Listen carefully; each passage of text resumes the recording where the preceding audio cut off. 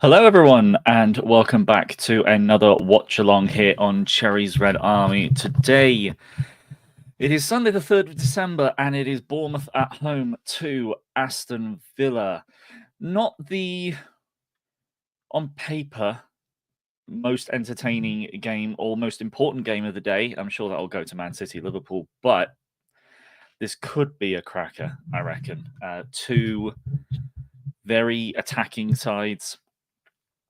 One team that plays a very high line, one team that presses very high. Both kind of do, but it really has a recipe for a lot of goals this game. Thank you very much to everyone who is joining me live. And if you're watching after the fact, thank you very much as well. I will ask you to do the usual like, comment, subscribe stuff at the end.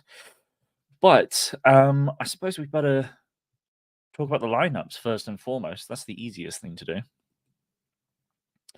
So here we are. Thank you again to Kirk for throwing this up, getting the lineups together. So we have an almost unchanged Bournemouth lineup. I think a lot of people probably were expecting this. I personally expected this as well. The only change is Kelly is out for Kirkes. In my preview on the Up the Villa podcast, I did mention that missing Kelly could be quite difficult, depending on who Villa play on the right-hand side. Villa do tend to play a little bit more narrow. I think if it was Matty Cash playing on the right-hand side, then Kirkes probably would have more issues, just as a player that tends to go wide.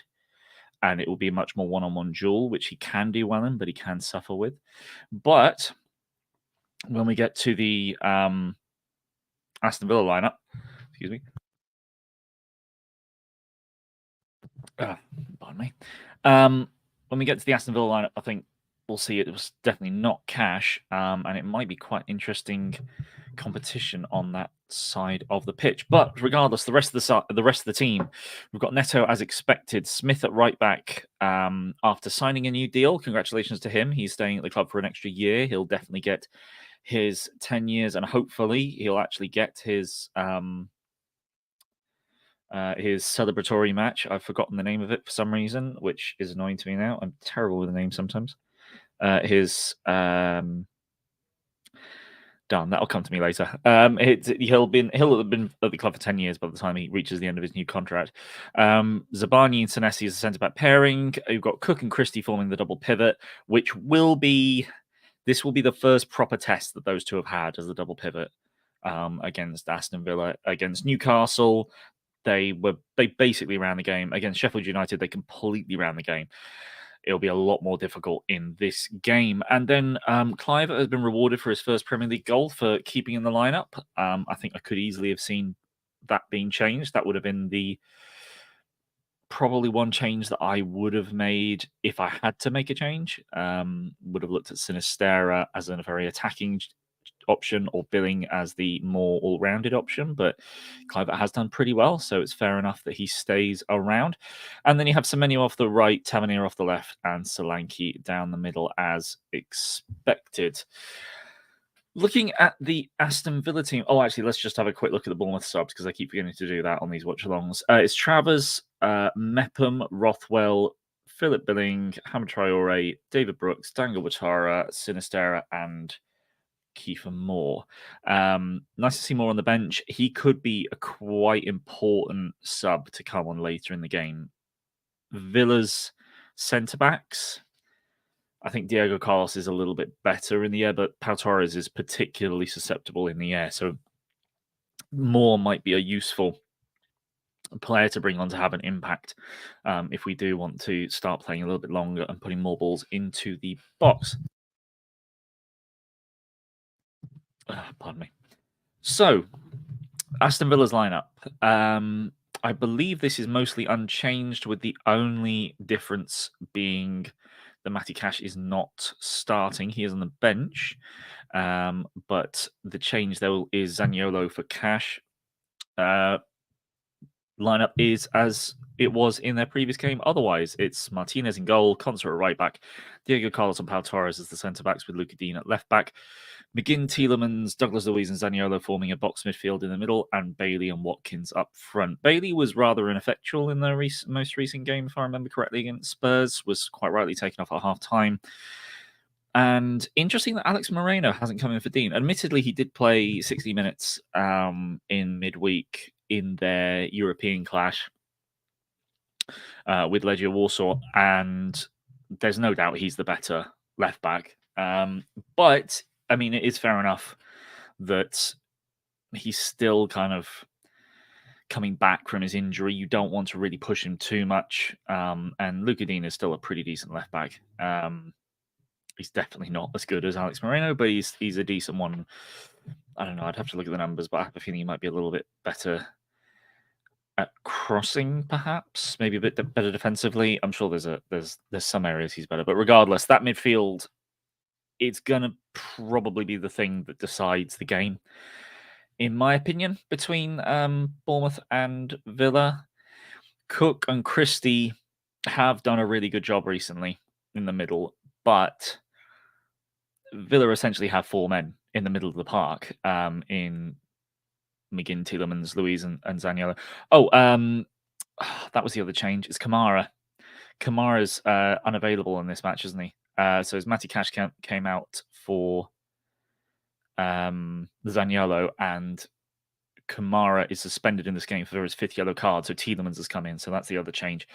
I had a feeling Tielemans might come in here, but it does change slightly how they'll build up, I would imagine, because Kamara tends to push into the back, tends to drop into the back line when in possession. But we'll have a look a little bit more at exactly how they're lining up and maybe some things to look out for in the match. Thank you to all those that those of you that are joining me. Obviously, kickoff is still another 20 odd minutes away, but do if you're new to the channel, please do subscribe and stay following along for Bournemouth news and opinions. And obviously, if you are enjoying the content I'm providing, please do give it a like. It really does help make sure that the video does get a little bit of traction outside of just those who are subscribed. So let's see if I can bring the probable formation up on SofaScore. So Bournemouth's is bang on. Although Ryan Christie tends to play on the right of this too, but obviously it's a double pivot. They can play either side. It's absolutely fine. This is how we've been setting up for quite some time. As for Aston Villa,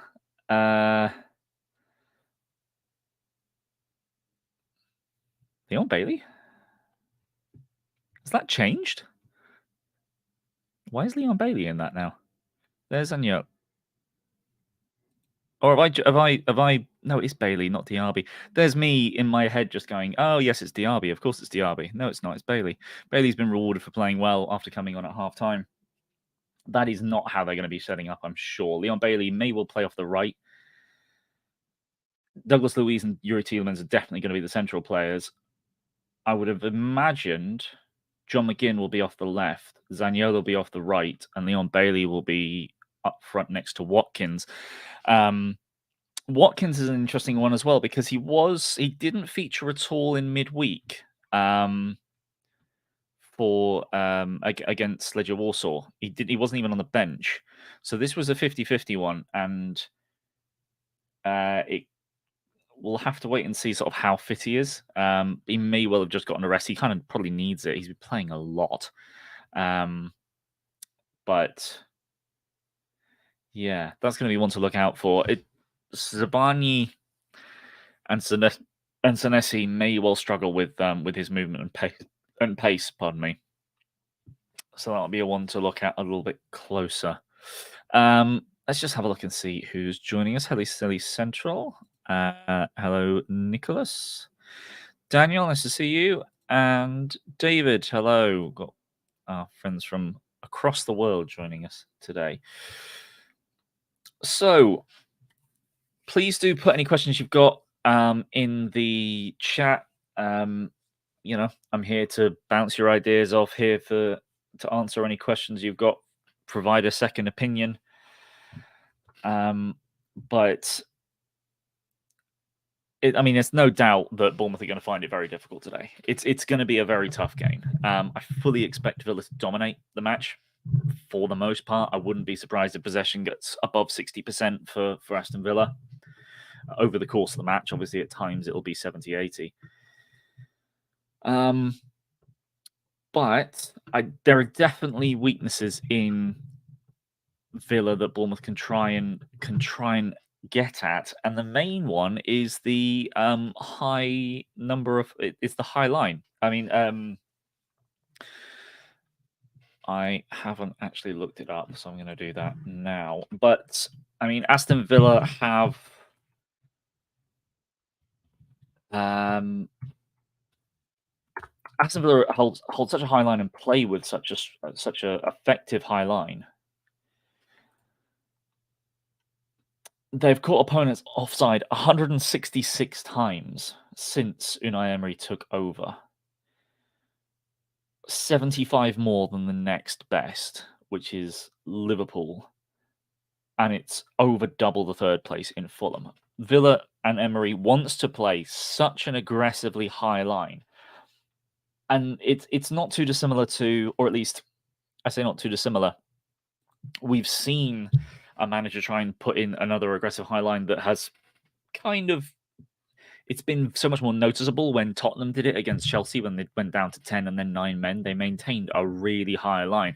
And right up until the end of the game, it was incredibly effective. It was doing a good job. Villa have been doing that ever since Unai Emery came in. And provided that you have the players that can effectively put in that high line in place and make sure that you maintain that solid defensive line. And if that line gets broken, you obviously need an effective goalkeeper who will A, make saves, and B, can effectively sweep if the ball is played too far in front of the line, too far in front of the player.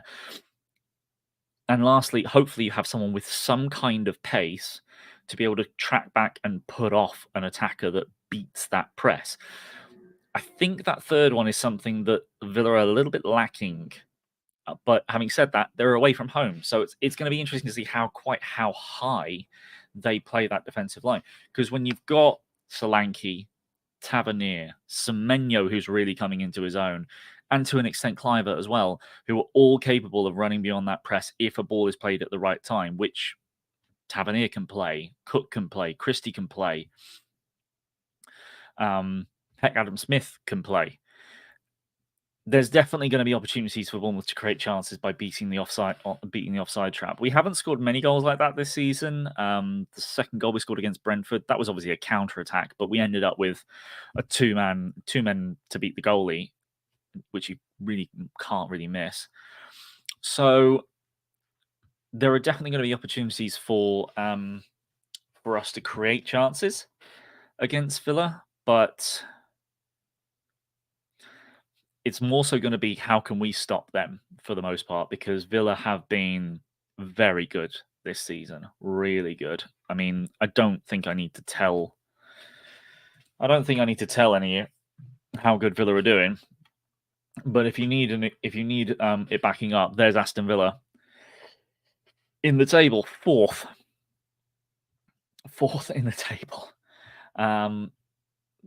Their best. The highest they've been at this stage of the season for a couple decades. And obviously got to come back down to us being 5th from bottom in 16th, but in a pretty good spot. Now, obviously, Fulham play Liverpool later. Crystal Palace have also got to play West Ham later today. Is that later today or is that Monday? Whichever one. That's the game they've got. We have some chance to go above Fulham this weekend. If we win and Fulham get a hammering away to Liverpool, we could go above them.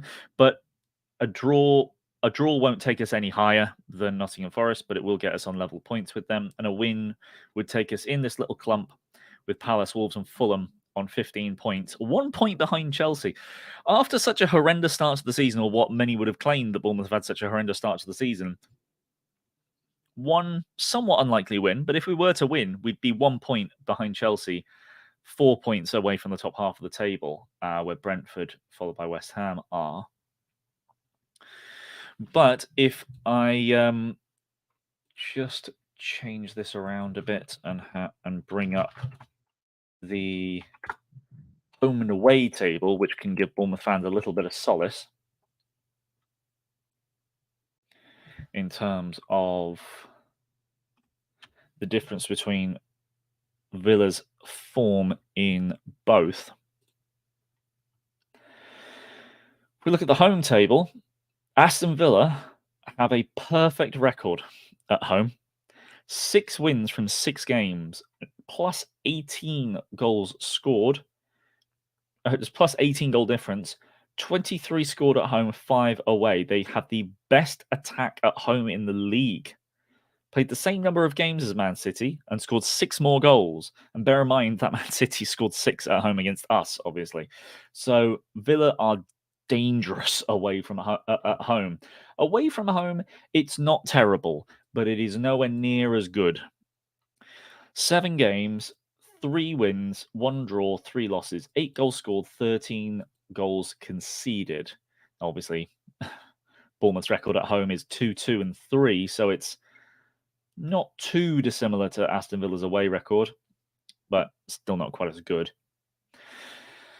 But yeah, looking at purely the table is a little bit deceptive in terms of the fact that Villa just don't quite do it as well away from home, and obviously they went to Nottingham Forest recently and lost 2-0 there. Not the greatest showing from them at all, but they're definitely better than what they showed against Nottingham Forest. And Nottingham Forest weren't all that great yesterday, losing 1-0 to Everton, of course. More people joining us. Hello, Gene. Nice of you to be here. We've got Alan as well, giving us a 3-2 win. Well, I do think it'll be a high scorer, so it should be entertaining. Thank you, Kirk, for joining us and passing on a message. And yes, please do hit that like button. Kirk, I hope you have a lovely time at the game, as for everyone else that is at the game today. Daniel, Aston Villa could be tired, have been playing a lot of football, and most of these players are not used to that. Yes, I would say so. I mean, we have only recently had the international break. And if you look at how Newcastle obviously did before the international break when they played us, and they were dreadful and they were tired and they were never going to get much off of us, and we beat them 2-0 and dominated the game. You switch back to what they've been like after the international break, and they've won both of their league games and were harshly done by against PSG, and they should be tired, and yet they're doing okay. I think Aston Villa, the tiredness factor won't really come in for the first hour of the game, I'd imagine. Plus, Aston Villa do have some good players to bring off the bench. There's no doubt about that. But I mean, there's definitely an aspect to that, Daniel. I do agree. There is a little bit of an aspect to that. Gene, can we agree that the Cherries have shown big improvement in each of the last 3 games? So I think more improvement is going to happen today. We've had good games against Villa. Yeah, Villa do have somewhat of a bogey. We are a weird bogey ground for Aston Villa. I wasn't quite aware of that as I think I should have been. And then a work colleague, my team senior is a Villa fan, so this will be a fun Monday morning regardless for me. Aston Villa fixture history, but they haven't got much off us recently, particularly not at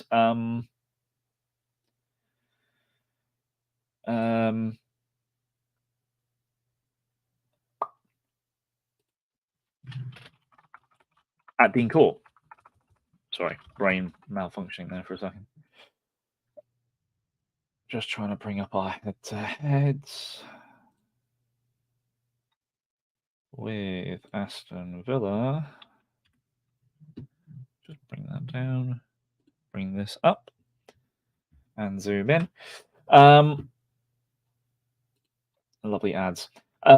Yeah, so obviously recently we did lose at theirs, obviously 3-0 last season, but opening game of last season, we beat them 2-0. That was against Steven Gerrard, who, yeah, won the 4 games across 2016 to 2022. Then you go back a bit further and there's losses. But, our home record against them is 1 win, 1 draw, 1 loss, 2 loss, 3 wins,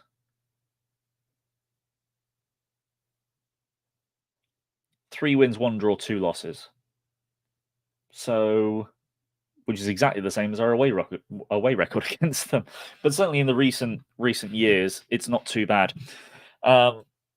So I don't know. I wouldn't have called our ground a bogey ground for Aston Villa, but I think there is a bit of an impression amongst Villa fans that just generally they've struggled recently against Bournemouth, which they have. Obviously, before the 3-0 that we lost to them at Villa Park last season, we've beaten them 4 times in a row.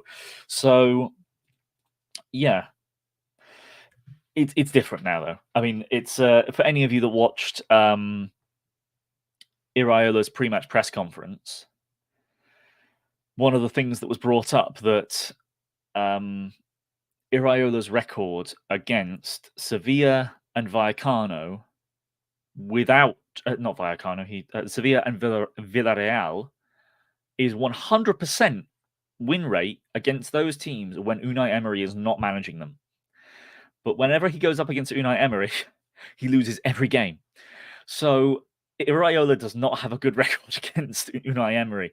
Things are a little bit different now. Vallecano is a real. Admittedly, they were massively overperforming anyway, but the disparity between Sevilla and Villarreal and Vallecano is a pretty big gap. Whereas between Villa and Bournemouth, it's a bit closer. There's still obviously a sizable gap in stature of the club, but in terms of budget and players, it's not as big a deal. It's sort of a weird thing in that, admittedly, Villa are sort of stretching beyond that because they have such a good manager, but really the middle clump of Premier League teams from 8 down to 16, 17, that sort of middle pack, there's really not a big difference between any of them. And the real deciding, I would say the real difference between them is just generally how good your manager is, with obviously some element of you need to have at least spent your money decently well. But yeah, Premier League quality is not massively different in the middle pack. It's just how good is your manager? How strong are they? How much can they take advantage of being able to impart their style, and how much is their style better than other teams? Can the players input the style? And Bournemouth are starting to get to that point. It was as Gene was bringing up there, Bournemouth have been improving, no doubt. The caveat that someone I know brought up when I saw online that Bournemouth, that it was like Bournemouth's win against Sheffield United has been put into context now because of how Burnley destroyed them. Not really the same, but there is some truth to that. We've beaten a Burnley side that are just about holding on in the league and probably won't stay up. A Newcastle side that was dead on its feet, and a Sheffield United side that is nowhere near good enough at this level. This is the game, after this slow improvement of imparting the style of Iraola, this is the game that you start to go, right, put it into practice now. This is the test. This is the first big test after some period of stability and improvement. This is where you show how good you can be. For those of you that just joined us, I'm putting the lineups on the bottom now. But yeah, it's not too long before the start of the game. For those of you that are here and that are sticking around, just to let you know, I may well be a couple of minutes behind you. I don't have a clock up here yet. I've been trying to get one up, but there's something I need to. I just haven't been able to do it yet. So I am trying to get a better overlay to sort of show off the times, and maybe a slightly different score overlay as well. But that will come a little bit later. Might not come till the new year. We'll have to wait and see. But I'm trying to get something together for this. So I don't have a clock for you, but I will tell you when the match starts for me and sort of give you some updates as we go through. But I may well be behind some of you who are watching through your own coverage. Any other questions? Oh, I might as well ask, for those of you that are here, what are your score predictions? What do people think? I've had one score prediction already from Alan, who thinks it'd be 3-2, so a highly entertaining game. What does everyone else think? We've got 3 or 4 minutes.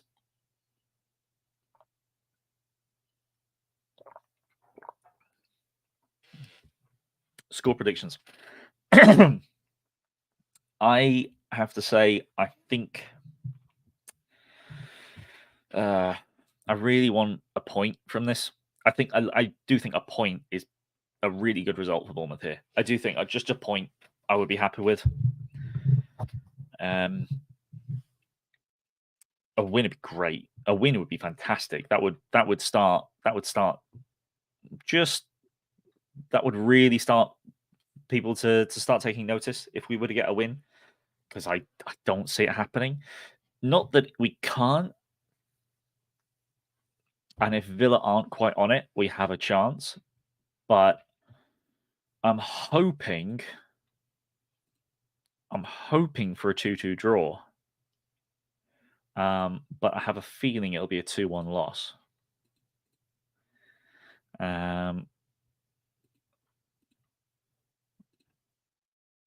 Whoopsie. There we go. Let's just have a look here. Gene is predicting a 2-1 win. Nicholas is a 2-2. Similar to me then, Nicholas. And then John. Hello, nice for you to join us again, John. A 3-1 Villa. We've had a 3-1 recently, so there is that. I mean, we won that one, admittedly, but we have had a few 3-1 losses. We had a few of those last. Do we have those last season? I have a feeling we've had some 3-1 losses in the last couple of seasons. But the teams are out forming a circle, having their last second chats, but everyone is mostly ready to go. Let me just let me just say thank you again to everyone that's joining. We are slowly crawling towards 2K subscribers, so if you do want to be informed when we next do a watch along, which I'm not sure when the next one will be, but we do have our weekly Cherries content that we will provide you when we can. Well, we'll provide you every week, preferably on Mondays. Then do subscribe and stay informed. So what's being put out at the moment is that it'll be Zaniolo.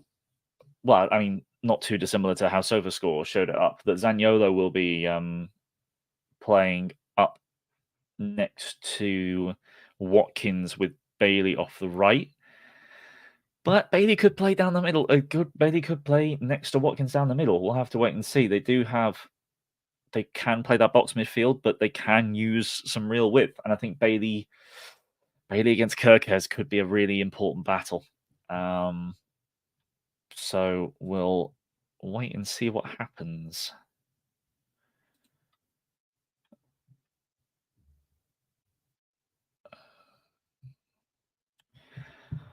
Referee is soon to blow the whistle. Should be any second now. All the players are ready. And we have the first half underway.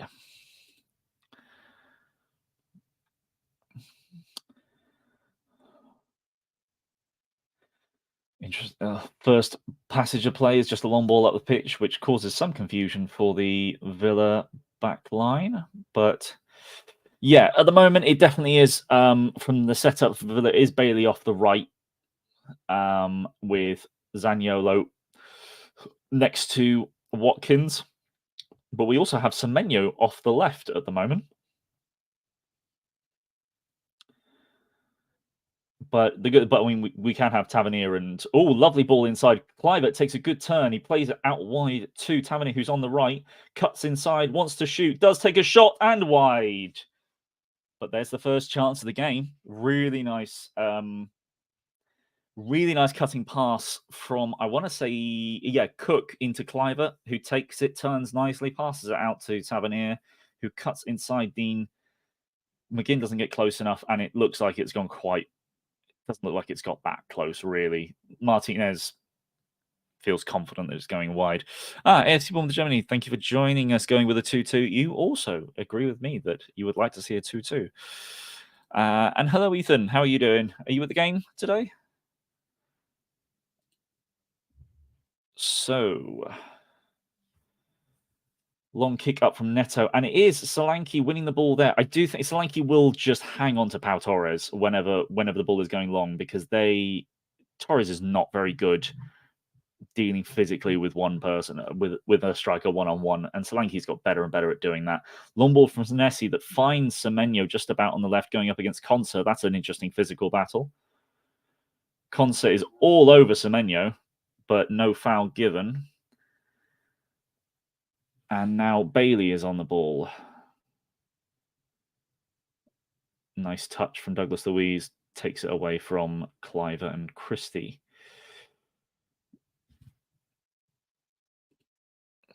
Oh, you're on your way?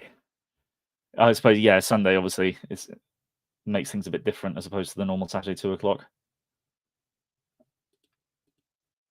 And watching my German team. Right, lovely. An attack from Villa, and it's fired well over by Zaniolo.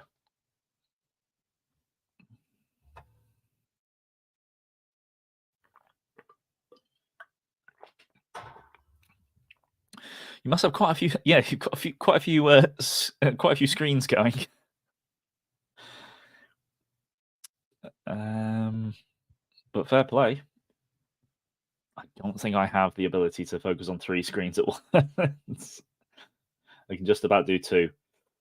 Villa attacking, and it's pushed forward now with Bailey on the right-hand side. One-on-one with Kirkes. Shot blocked by Senesi. And Tavernier almost gets the ball first there when it drops loose to him on that side. But McGinn plays the ball forward nicely. And Villa are, starting to really get into the game. Good pressure from Senesi on Watkins. Ball crossed in, headed away brilliantly by Kirkes with a diving header to get it away from Bailey.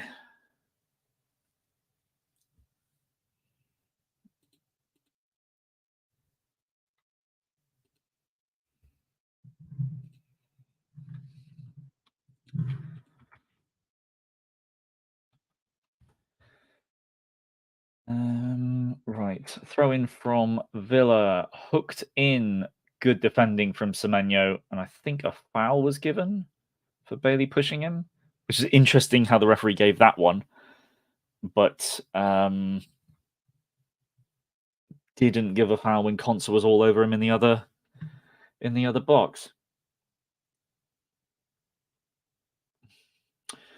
4 minutes and 15 seconds in. Bournemouth had a good first 2 minutes, but Villa have been much the aggressor in the next 2.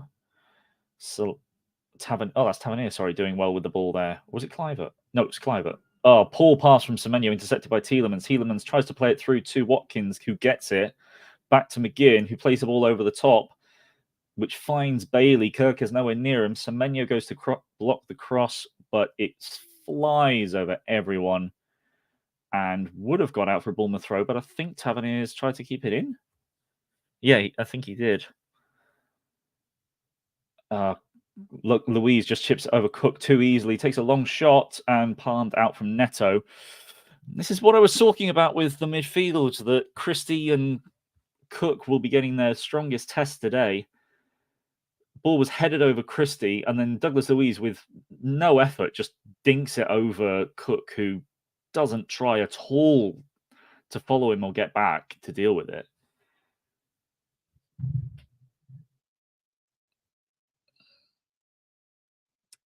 But 5 minutes 30 gone. Douglas Luiz with a corner kick from the Villa left.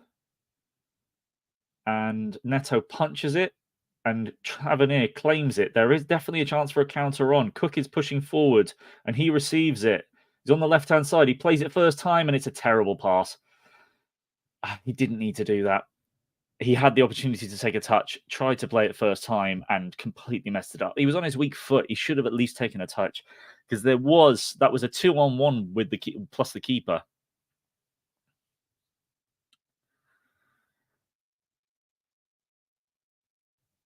Yeah, not the greatest decision. Solanke pushing on. A little bit easy for Aston Villa to pass out there, but we've got it and force them back to the keeper, Martinez. Pau Torres plays it. A good pass through the middle. Now Watkins has got it. That's got to be a foul. Zabani commits a good foul, because it's never going to be a yellow card, but it did stop any possible awkward attacks.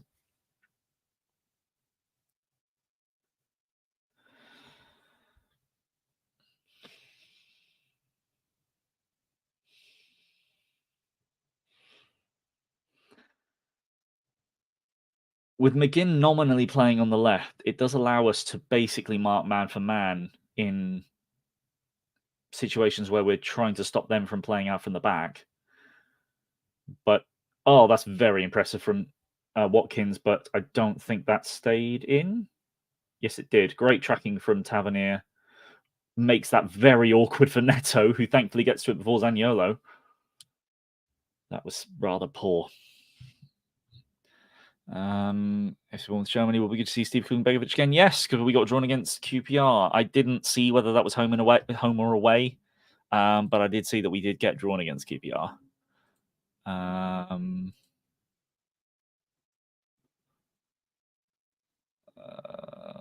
Where is it?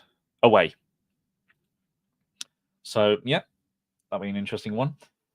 Bournemouth on the break. Christie on the right-hand side. Cliver is picking up some space in the middle, but it goes to Tavernier, who's still got it, but he's up against Douglas Luiz, who muscles him off the ball. And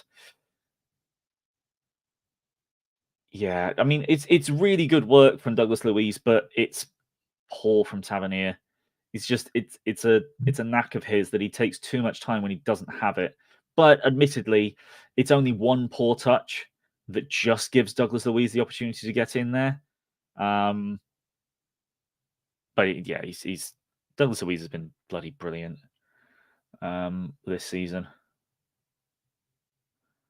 Long ball that goes nowhere from Villa. Zabani plays it back to Neto, who gets blocked by Zaniolo, but it does go out for a Bournemouth throw.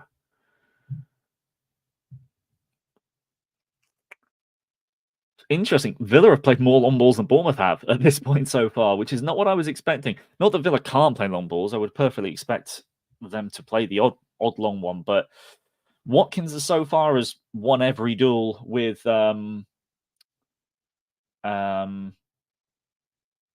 Watkins has won every duel with Zabani. So that's an interesting one to see whether he's able to really sort of make the most of those. Bournemouth attacking on the left. Kirkes plays it to Semenyo, who rushes inside, gets past one, and plays it straight to Douglas Luiz. Oh, intercepted by Christie. Plays it through to Semenyo. Shoots. Goal! Yes! Semenyo again.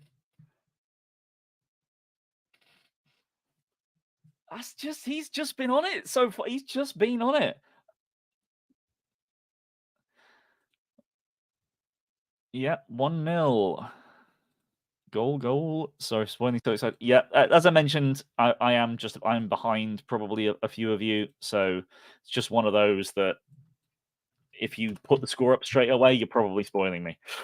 Well, you will be spoiling me if you haven't heard me celebrate already. But that is Bournemouth 1-0 up.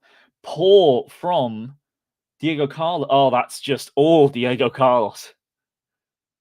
Diego Carlos. It's all Carlos's fault. Christie getting an assist. Really nice stroke home from Semenyo.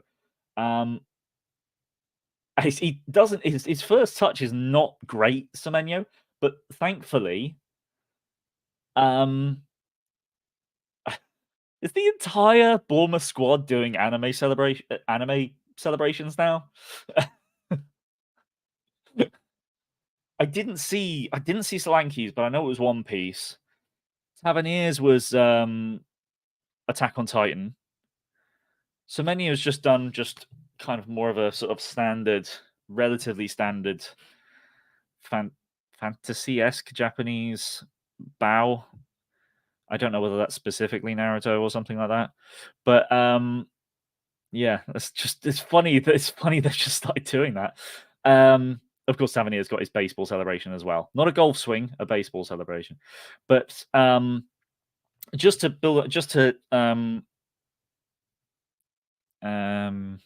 let's see. Well, then, yeah, absolutely. That one, yeah, that's fine. Nice well, John. Yep, great stuff. And Luke, nice to see you, Luke. Well done, Christy. Nice assist for Spania. Yep, absolutely. Well, nice goal from Spania. But yeah, Bournemouth go 1-0 up. Absolutely fantastic. Afternoon, Luke. But yeah, that goal. Oh, Cliver all over Tielemans. Has he got a yellow card for that? That's really stupid from Cliver. I think that's quite harsh as a yellow, but he does kind of kick him once initially, which is a foul, and not a good foul, and then he just clambers over him, which is another foul. Yeah. Sorry. I'm amazed. I think that's the first time I've sneezed on stream.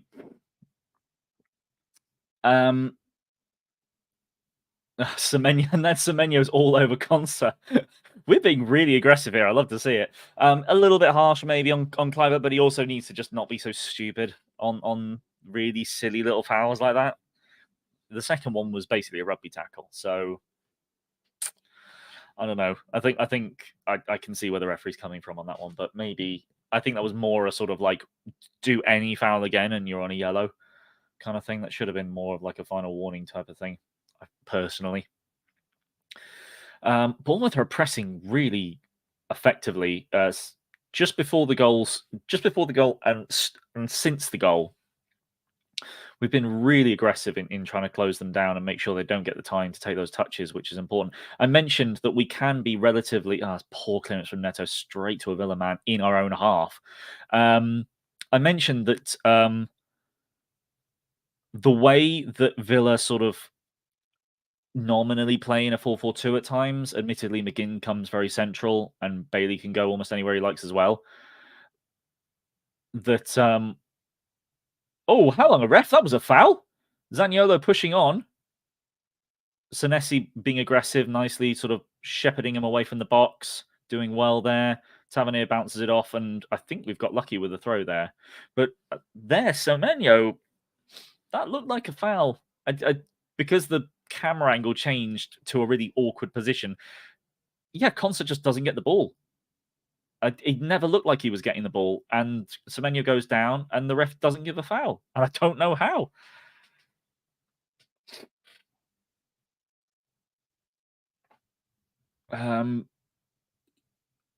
Look, I would say the passing is only giving me anxiety when Neto's trying to pass it short. When I say short, mid-range. When he's trying to find someone in our own half, he's not finding anyone, and that's worrying. Because that's where we're looking most vulnerable, is losing the ball in our own half. That's the only vulnerable part so far that we're really looking like it's concerning. When middle third, our own half, we're losing the ball when we really don't have to. Villa on the attack, ball crossed in, flicked over everyone by Lewis Cook. Nice little dink with a head. Dink with a header? That doesn't really make sense. Kirkos clears it, gets headed back, but Cook has it, and we're pushing on. He's on the left-hand side, finds Semenyo, who just slows it down a little bit, comes inside to Christie, who, I think Christie acknowledges, he puts a hand up. He could have tried playing Semenyo over the top there. He was definitely on. Nice little jink there from Tavernier. Tries to find Solanke behind, but blocked by Pau Torres. And a little bit of head tennis, but intercepted by Christie again. Christie's been really good in that midfield role, that central midfield role. He played it a little bit last season, but at the moment it's just working really well with him and with Cook.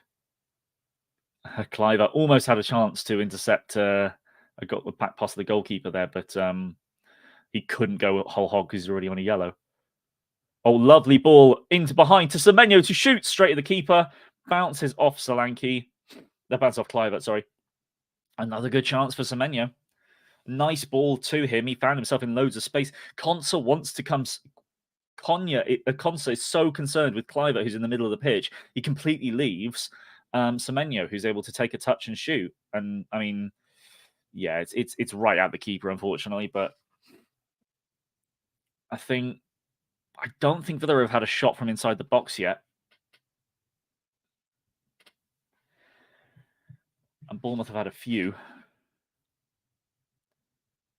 Oh, come on, ref.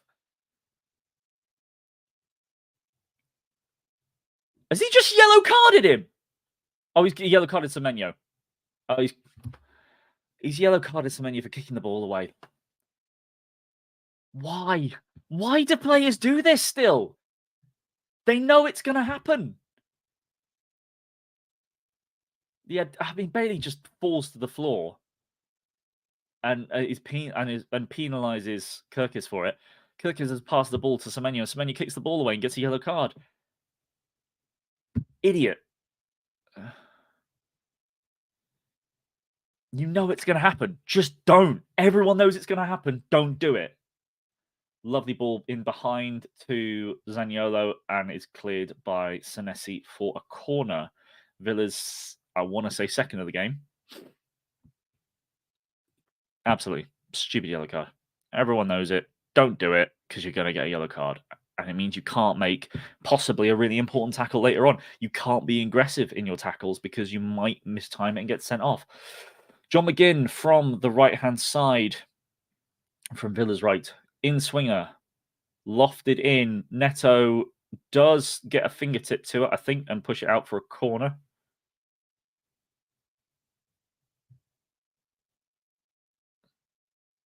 Didn't look all that convincing.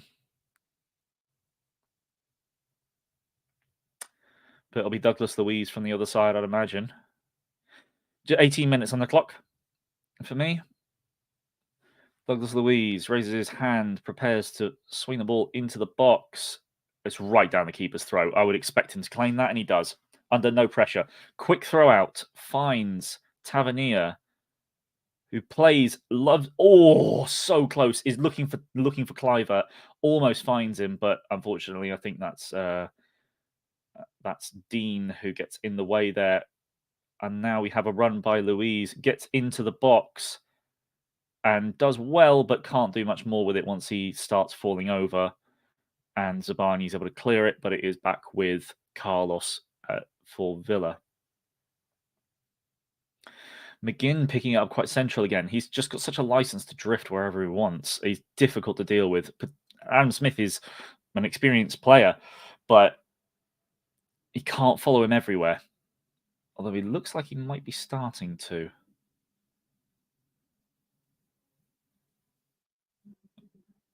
Zabani tussling with Watkins, but then he falls over. Now it's Bailey on the right-hand side, going up against Kirkes, cuts inside, wants to shoot, has the angle, goes for the shot goal. Good goal. Once he reaches that point, you've just got to deal with that better. Well, that shows why he was starting, as opposed to Diaby. Quite rightly getting the opportunity to play. But that's I mentioned at the start, the battle and the awkwardness may well be because Kirkes is playing, not Kelly. I think Kirkes has got a lot that he can do, but he does struggle a bit defensively. I think that's obviously poor from Kirkes, but he's moving into traffic. So you'd expect Lewis Cook or Christie to do something there. And I do think Lewis Cook is a little bit lazy there as well. Christie ends up coming in. Nothing to blame Neto for on that one. It's a really good strike. But yeah, there's a number of ways you could have dealt with that better. Really not very good. Restarted and long kick from Smith gets all the way to the keeper. Yeah, Bailey against Kirkers is going to be a tough one. Semenyo, don't be a dick.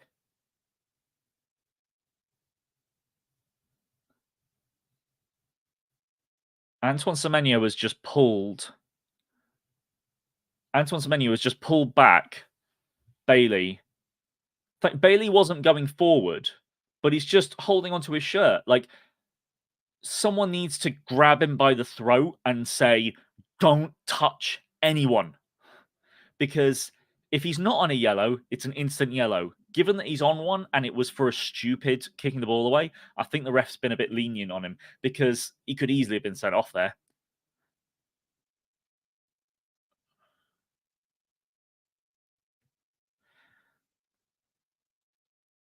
Oh, no, you're kidding me. That's awful.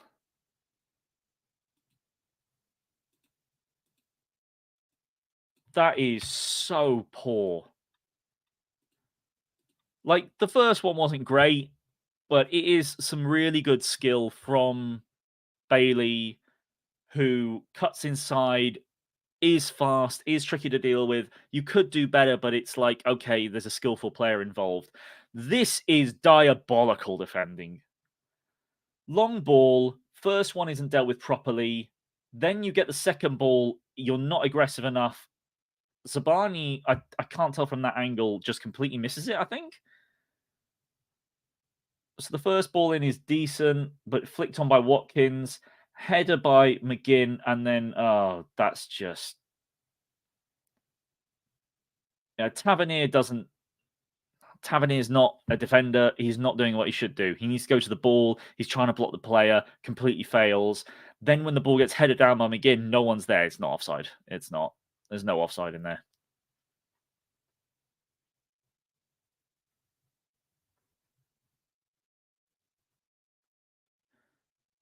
The only one that could be offside is McGinn. The only one that might be offside is McGinn.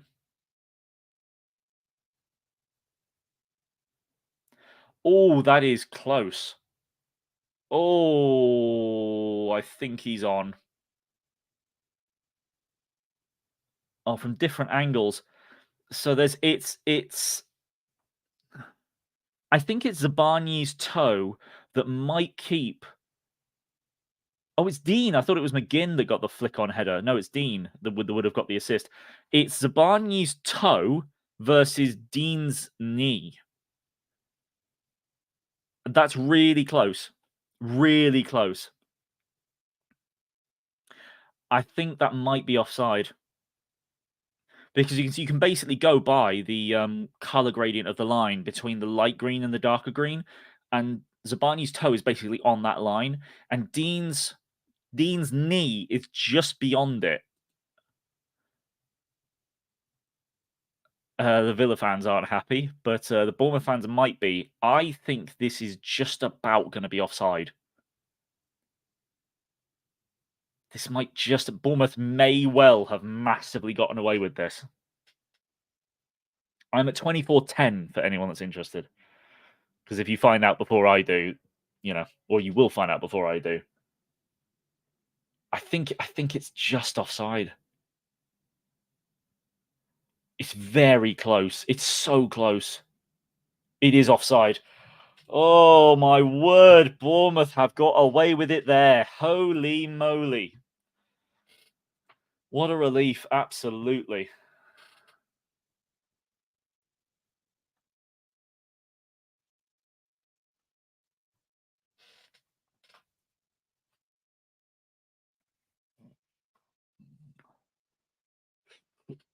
Yeah, Luca Dean's offside.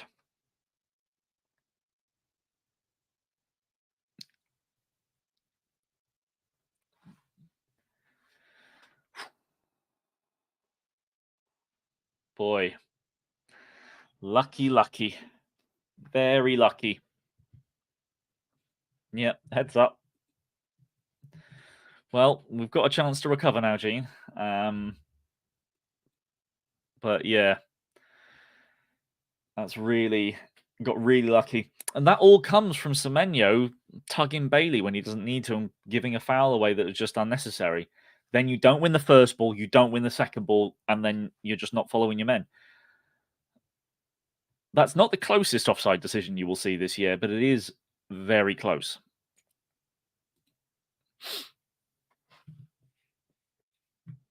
Yeah. Whew.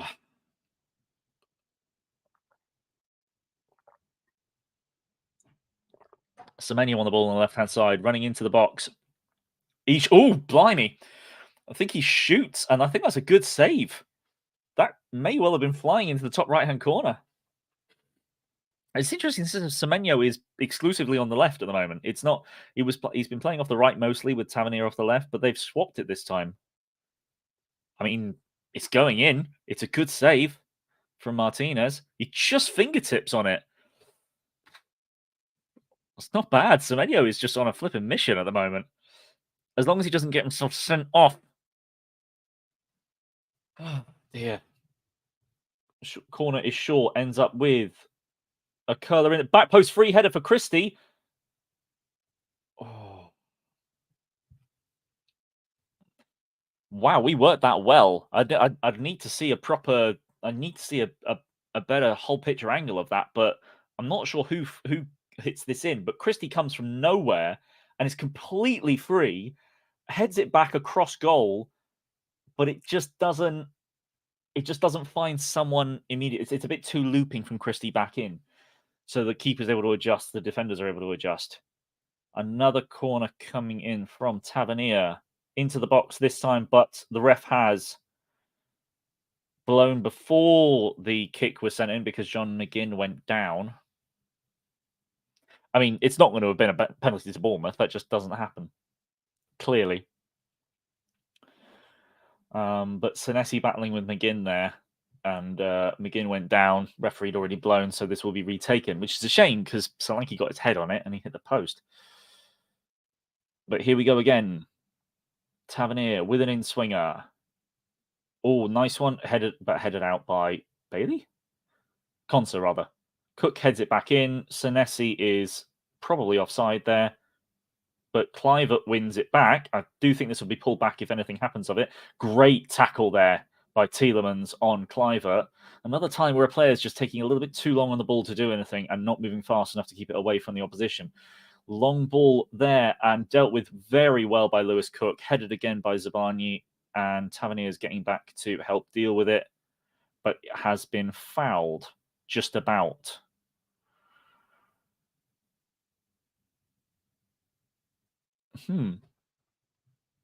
Some decent. I mean, the one that we put in for Christie to end up at the back post was a very nice little set piece, and certainly Tavernier's kicks have been decent. Neto, yeah, doing well there at the back to give it to Tavernier. Flick on from Christie, doesn't find Solanke, but he does get it back and gets it to Clive, and it gets to Clive via Cook. A free kick. The Bournemouth fans are not happy that a yellow card hasn't been given. And then it has been given. Pau Torres has got a yellow card for that tackle on Cliver. The thing is, the ref set a bar when he gave Cliver the yellow card, which he didn't need to and probably shouldn't have done. And now he's got to give yellows to a lot of really silly small tackles. Kirk is on the ball trying to get around Bailey, but gets to Senesi via Cliver. Senesi on the ball, plays it to Semenyo. Tries to put it in behind, but can't get it over the first man. He's back on the ball, though. And it's with Clive on the left-hand side, going up against Conser. Comes inside, shoots, blocked. Don't think he really should have gone for goal there, but he did. Now the ball's with Tavernier on the right-hand side. Keep winning it back, which is good. Still got it. So now it's Christie going backwards to Senesi. He's looking for the ball, but doesn't have an option. He's being pressed, so he gets it back to Neto.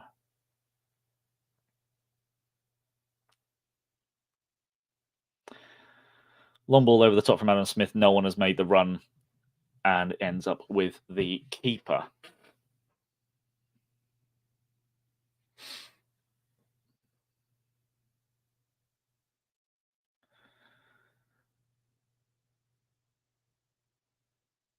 do feel as though our press is not quite so aggressive as it used to be at the start of the season. I think that Iraola has sort of like eased off in aspects of the press so that we don't get completely destroyed by good passing sides. But a long ball has beaten our entire press, and Watkins has kept the ball in the Villa third, in the Bournemouth third for Villa. Pau Torres is now on the ball, 30 yards out, plays it to McGinn, who's just inside the box, who turns and crosses the ball, and it's over everyone. Well defended by Kirkers to keep it away from Bailey. This is what I think. This is something that I mentioned was a weakness of Villa's, a possible weakness of Villa's defense, in that there's not a lot of pace to deal with balls over the top. I feel, or if we were to beat the Villa press,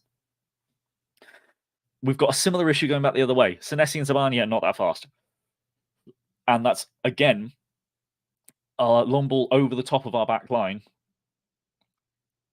was an easy way to get over our press. Semenyo on the ball, though, plays it into Cliver, who takes one touch, tries to just run through Carlos, but isn't successful. Lovely tackle from Kirkes on Tielemans. Now Christie has the ball. Plays it out to Tavernier, who gets it back to Christie, who's overlapped. Christie on the right-hand side, looking to cross. Goes past Douglas Luiz brilliantly. Goes for it. Shoot from Solanke. Oh, it's blocked. Oh, my word. How has that not gone in? That's wonderful play from Christie. And now Cook's won it back for us. Clive plays it left to Semenyo. Inside the box, going up against his man. Tries to beat Concert. Gets it back. Oh, my word, again. No. Oh, whisker away. Semenyo crosses it, and he manages to miss the keeper, the post, and the sliding in Solanke. Oh, two great chances for Solanke. Oh, dear. This is just so much better from Bournemouth. Semenyo just does Concert, slides in. I don't know how Solanke misses that. I don't know how Solanke doesn't get on that. And that's a lovely ball in. Great dive. In fact, if Solanke misses... So the first chance, if Solanke doesn't touch that, Semenyo's got a tap in at the back post. And the second one, I think Solanke catches his stud in the ground. And so as he's sliding his right foot in, his right foot isn't straight. It's sort of like bent. So his toe doesn't get to the ball. If he just stretches his leg out completely, I think he gets on that. Oh, my word. We should have scored there. Two great chances to score. One really good save from Martinez. But some great work there. Fantastic from Christie. Christie's having another great game. Those times when he gets forward, he can do something. And that was a fantastic opportunity.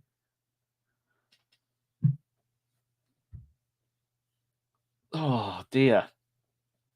I mentioned this is probably going to be a really good game for the neutral. Well, I said in as many words that this would be a good game for the neutral, and I could see a high scorer. I predicted a 2-2, but it should be 2-1, and we were inches away from being 2-1 down. It's been a good performance so far from Bournemouth.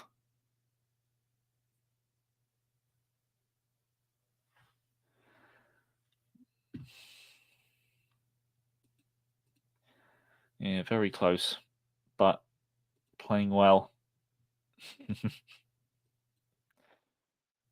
Yeah, Christie is doing well, Luke. And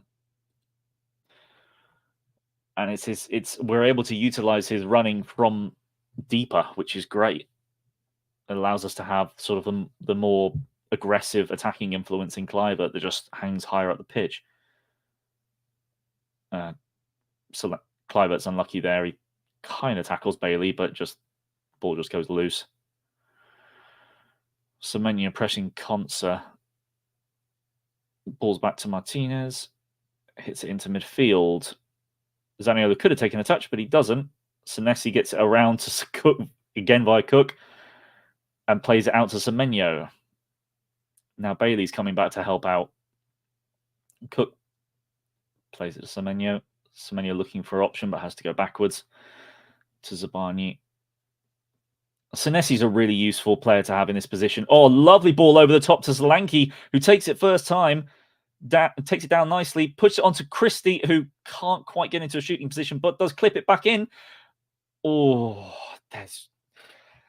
yes, it's so nice to see Christie coming into those positions.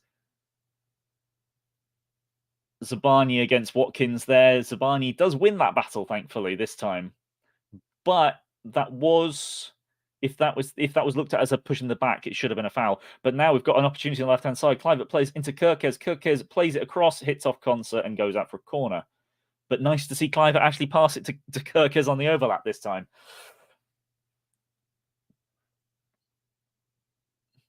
Yeah, Bournemouth, it's Zabani has to be so careful about Watkins because he just keeps making those runs. The balls are going in behind, and he has to be on his toes every moment because Watkins is good enough to take advantage of those opportunities. And on another day, that could have been given us a foul.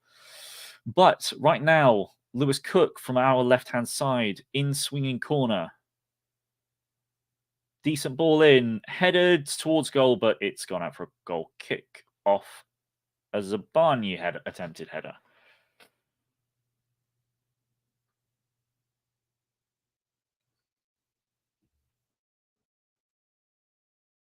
I think it's Zabani actually. There was I'm just remembering now that the Premier League puts out one of those videos they put out now and again where they get people to pronounce their names, and I think it's Zabani rather than Yi. Oh, Senesi taking a poor touch there and overrunning it. He had good opportunities to make a pass and just ran straight into a Villa player. Bailey now pushing forward. Oh, no. Oh, that's, oh dear. Good recovery there from Zabani. I'm not sure who it was. Christie, I think, getting back to trying to pass, and he almost pushed it into the line of Watkins, but Zabani does really well there.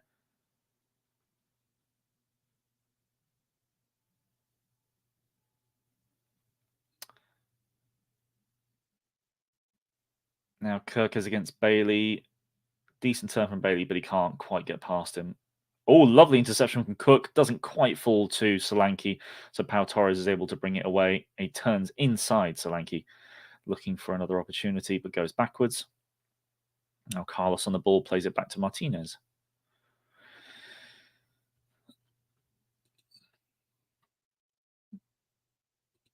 Thank you to everyone that's joining. If you're a Bournemouth fan or a Villa fan, do hit the like button if you are appreciating second opinion, because that's really all I am.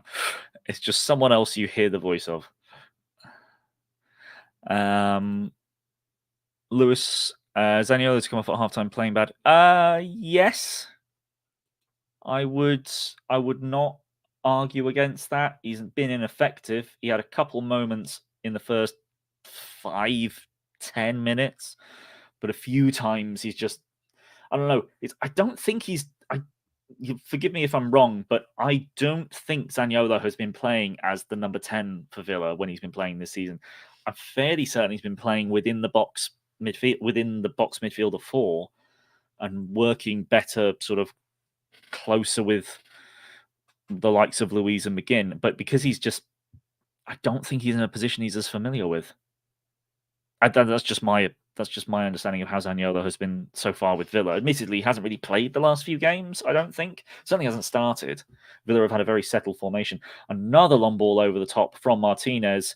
Watkins ends up clashing with Zabani, who stayed down, but I don't think there'll be any repercussions. Wouldn't be surprised to see Diaby come on for Zaniolo at halftime. Yeah, Zabani leading hand from Watkins, which is pressing on the shoulder of Zabani, but he goes down holding his face, so he gets the free kick.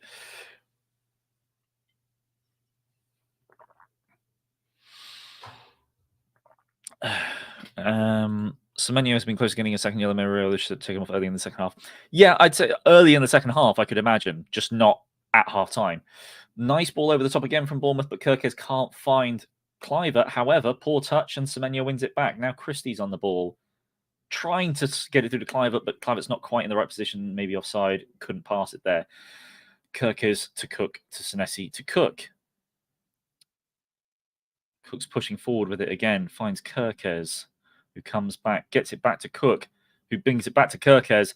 First time ball in the box is over everyone, and Poor communication, and Dean puts out for a goal for a corner when he doesn't have to. Tavernier was nowhere near.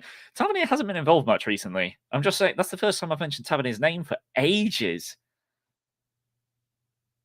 I do think Tavernier should come inside much quicker off this, because the only one in the box is Solanke. The only one in the box is Solanke. Tavernier is nowhere near close enough to the action there.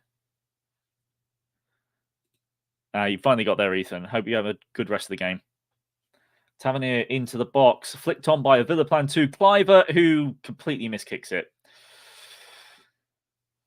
Another opportunity, though. That's another shot from Cliver. He ends up kicking this straight into the ground. Gets flicked on by Torres, I think, and ends up, yeah, Cliver just doesn't catch it right. Tries to volley it, but kicks it straight into the ground.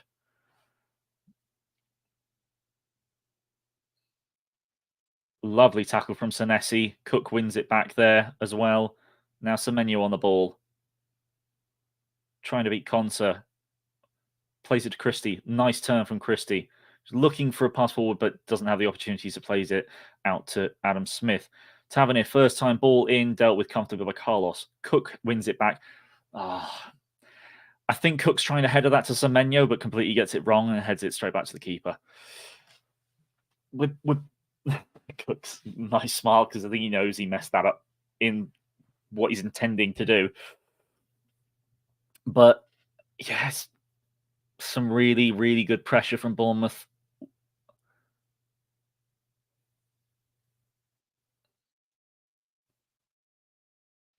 Villa are struggling to get the ball through the thirds. Their best opportunities to get the ball high up the pitch is just by playing it long. But for now, Zabani is able to deal with Watkins. My worry is if Diaby comes on and suddenly you've got to deal with both of them over the top, that's a real worry. And again, Zabani does really well there at dealing with Watkins. Silly foul from Zaniolo takes out Adam Smith. And he has got booked. And this is the referee set a marker by fouling with some very light fouls on Tielemans that he gave yellow cards for. Having said that, given that he yellow carded Zaniolo for that foul, Semenyo should have been sent off. I mean, I'm glad that he's not been sent off, but that foul there was not a lot different to not a huge amount different to Semenyo's foul on them. Oh, that's interesting. You've got Kelly, Kilkenny, Scott, Aarons, Adams, and I can't tell who's on the far right there. Got a bunch of Bournemouth injured players. They're not in the stands. They're in the they're in the like broadcasting studio. They've just sat chairs in the broadcasting studio and are looking up. I think that's what it is. I don't think it's one of the boxes. I think that's one of the broadcast studios. It's going to be TNT's or Sky's. They just sat in there with chairs, enjoying the fact that it's heated in there and they don't have to look out. They don't have to be in the freezing cold.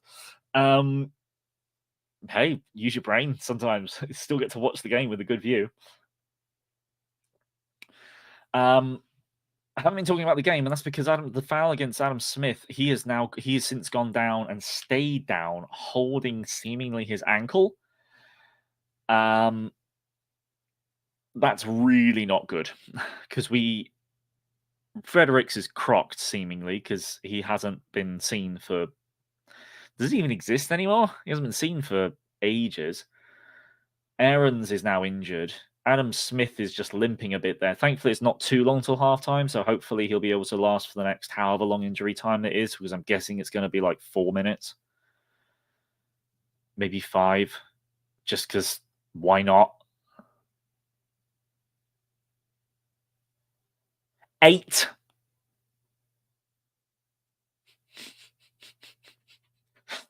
That was me thinking I might have been going a little bit too far with 4 or 5. 8 minutes. Oh, long ball. Cliver is able to take it down. He jinxes round 2. He pulls it back and well defended. It just doesn't quite find Semenyo. Good feet, twinkle toes feet there from Semenyo, though. Lovely take from Senesi there.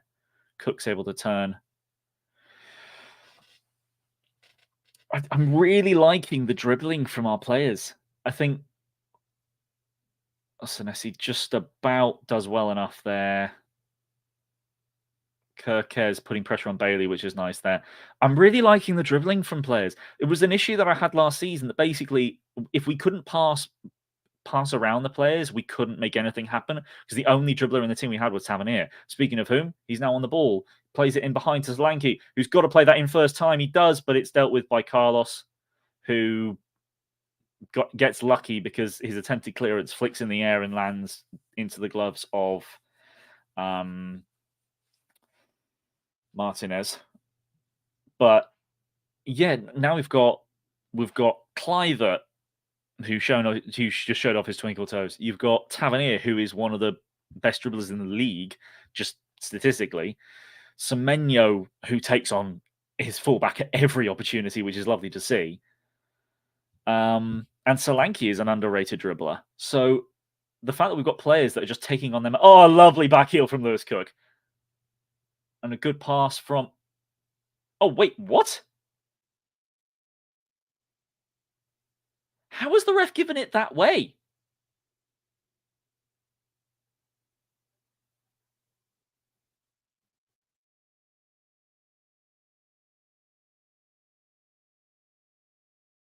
That's a total 50-50. And if anything, it's Bournemouth's. I don't get that. The referee, I don't get the ref's decision there. Anyway, Aston Villa are attacking. Oh, it's through to Zaniolo. A wonderful tackle from Senesi, from Zabani.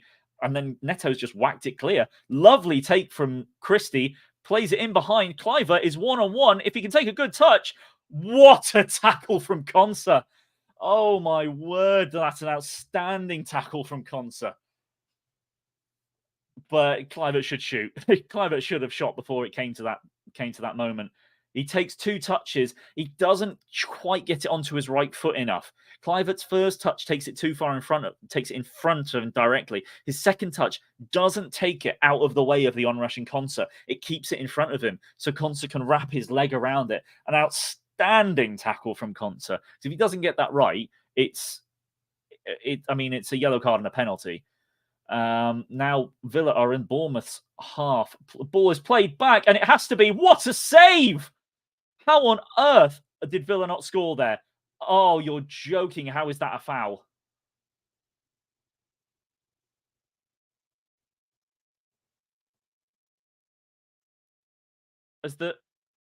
There's a lot of... I think the Bournemouth players... So a foul has been given against, I want to say, Semenyo. I just don't... that's a fantastic save. And then here, Semenyo... No, he doesn't touch him. So a foul here has been given against Semenyo. Neto has got a yellow card for talking to the ref too much, despite the fact that he's the fact that he's the captain. So he should be allowed to talk to the referee. I don't know how Douglas Luiz hasn't scored. But Semenyo has been penalised for a foul when 2 Villa players have crossed paths and one has tackled the other. But Bailey does really well, cuts the ball back. There's no Bournemouth midfielders to deal with it, and he just fires it too close to the keeper. And he should have scored. He definitely should have scored, but it's a great save from Neto. Oh, it was Senesi that was shown the yellow card. My fault. I thought it was Neto that was shown a yellow. But that's not good either. Particularly as you've likely got the Diaby that's going to come on and that's going to absolutely terrorise Senesi for a decent chunk of the second half. And now Senesi's on a yellow card because he's talked to the referee too much. Really, really freaking annoying that you get players that are just talking their way into the book and kicking the ball away to waste time and getting themselves in the book. That's just really silly. Clivert's yellow card was stupid, and almost every other game is never going to be a yellow card, but the referee has stamped his mark on the game and is really far too involved in this match. Senesi's got a yellow for talking his way into the book. Semenyo's got a yellow for kicking the ball away. Our 3 yellows are all really stupid yellows. And Semenyo's lucky to still be on the pitch. You see, Semenyo's really lucky to still be on the pitch. I would be considering taking him off at half-time. I don't want to. I think he's doing far too well, but I would really be considering him taking him off at half-time. 50 minutes and 38 seconds on the clock. Douglas Luiz and Luca Dean over the free kick. Lewis Cook as the draft excluder. Douglas Luiz straight into the wall. Shoot by Dean, flies over on his weak foot. Sorry, I've been ignoring some of these comments. Thank you for supporting Jonathan. Yeah, there's 56 of you, so I would appreciate if you could all hit like. I mean, you don't have to. Obviously, like it if you like it. Don't if you don't, but I would appreciate a like if you're enjoying the content. Gene, we are so much better now than just weeks ago. I think we've controlled the ball as we have all season. I will say that I don't think we have... And I'm assuming when you say I think we've controlled the ball as we have all season, I'm assuming you mean we're controlling the ball better than we have most of the season. But I would say that we're not. I mean, our players are taking really good touches. We are certainly not controlling this game, but we are having a much stronger influence in this game than I expected us to, which is very positive. Good flick on from Semenyo to Tavernier. Tavernier on the right side of the Villa box, taking on 2 men, and he tries to walk through Digne, and he gets blocked. John McGinn's just collapsed under very little pressure from Adam Smith, but has got a foul.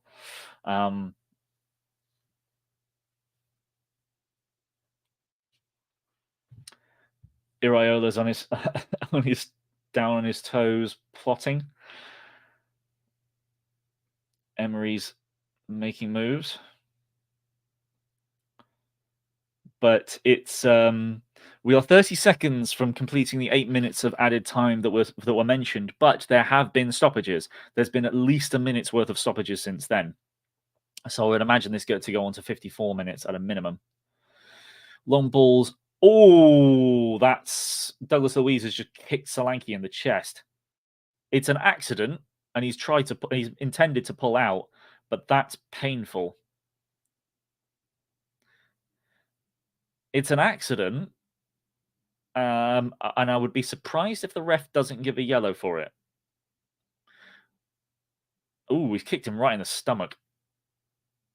He knows it, like we all know it's an accident. But Solanke's still on the ground.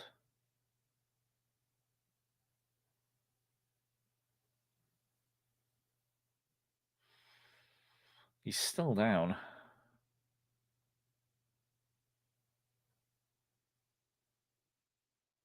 Don't know what Emery's getting all huffy about.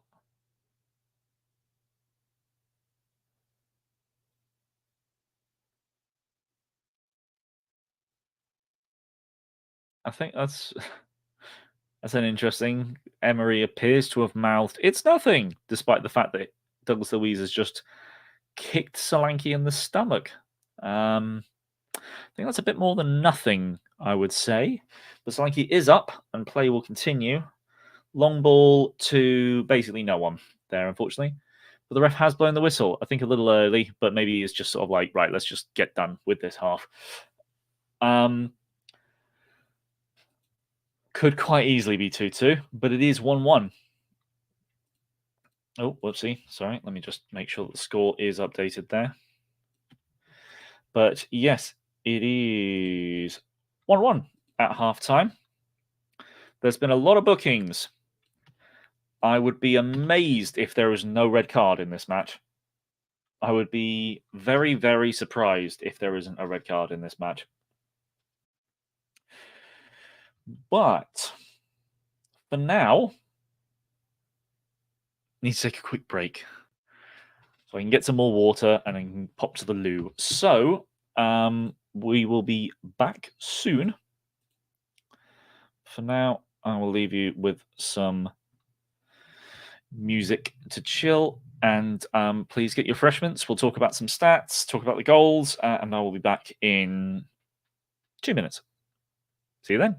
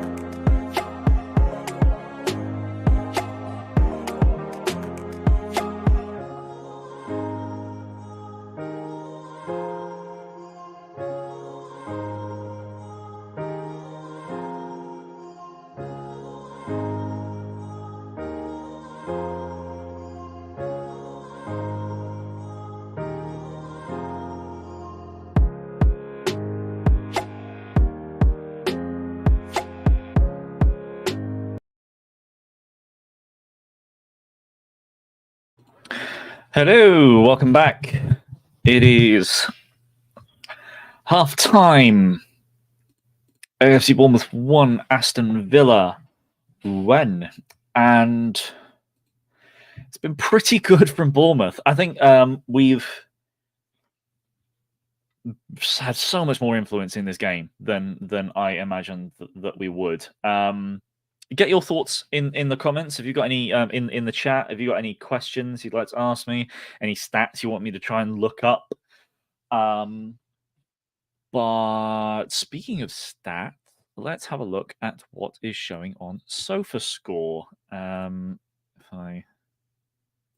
Let's bring it down to that so that you can see.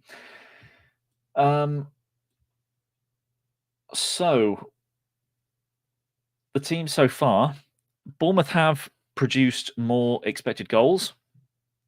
Quite a nice high expected assists, actually, which is not common. More shots on target, more shots off target, more corners, but more fouls and more yellow cards. More big chances. Both teams have missed one big chance. That would be Dominic Solanke's toe poke that was saved by Martinez, and Douglas Luiz's strike towards the end of the half that was saved by Neto. But 8 shots inside the box compared to 4. This is such a good stat here. The amount Iraola was teased, was spoken about as being a manager that encourages a high shot volume.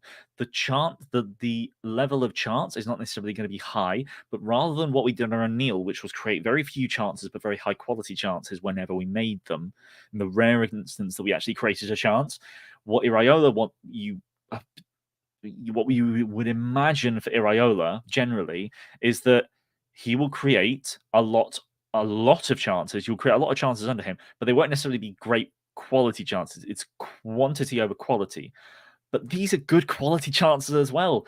If you're shooting from inside the box a lot, that says something. That really says something. And when you consider that over the last 2 game weeks, no team has taken more shots inside the box than Bournemouth, really encouraging. Really encouraging. Both teams have had I would say both teams actually no. Neto, the goal that was conceded against us was quite a low quality chance, whereas some of the chances we've had have been very high quality, particularly the one that was saved against Solanke. The long balls one is interesting. I actually think that Villa's long balls have been far more impactful. They've been the ones that have got them up the pitch better, but we have played a good few long balls to wide areas, which is a very typical aspect of Iraola's style. Let's just have a look at the player ratings at the moment. Who's coming out well? Ryan Christie is quite clearly showing himself to be the one that's having the greatest impact in the game at the moment, obviously with his assists, but so much more of his play with his tackles, interceptions, and chances created. But yeah, Leon Bailey has been decent. Zaniolo is the one that you could say you would not be surprised if he gets taken off at half time. The last one to look at here is the momentum bar. If I can scroll in further and hopefully get that. There we go. God, this massive chunk of green is good to see. As Gene brought up before, that we're controlling the game and about Bournemouth's level of control, which I'm not sure whether she was talking about the players or the game. I didn't realize, I maybe wasn't quite aware of just how strong an influence that we had in the second half, in the second quarter.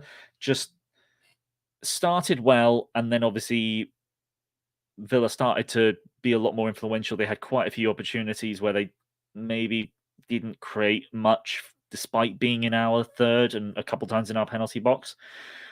Then we grab a goal relatively against the run of play. It's pretty even here.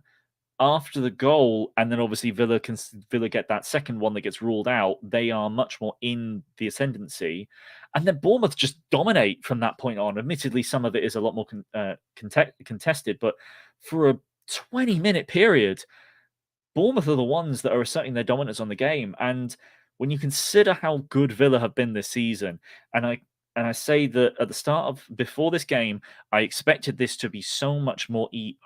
I expected Villa to be the dominant side, and Bournemouth to maybe create chances on the counter, maybe find opportunities to play the ball over the top of Villa's back line. It's our press that's been so effective. It's our press that has won the ball off Villa in their own half and in their own third so frequently. Like Villa, I mentioned it in this period.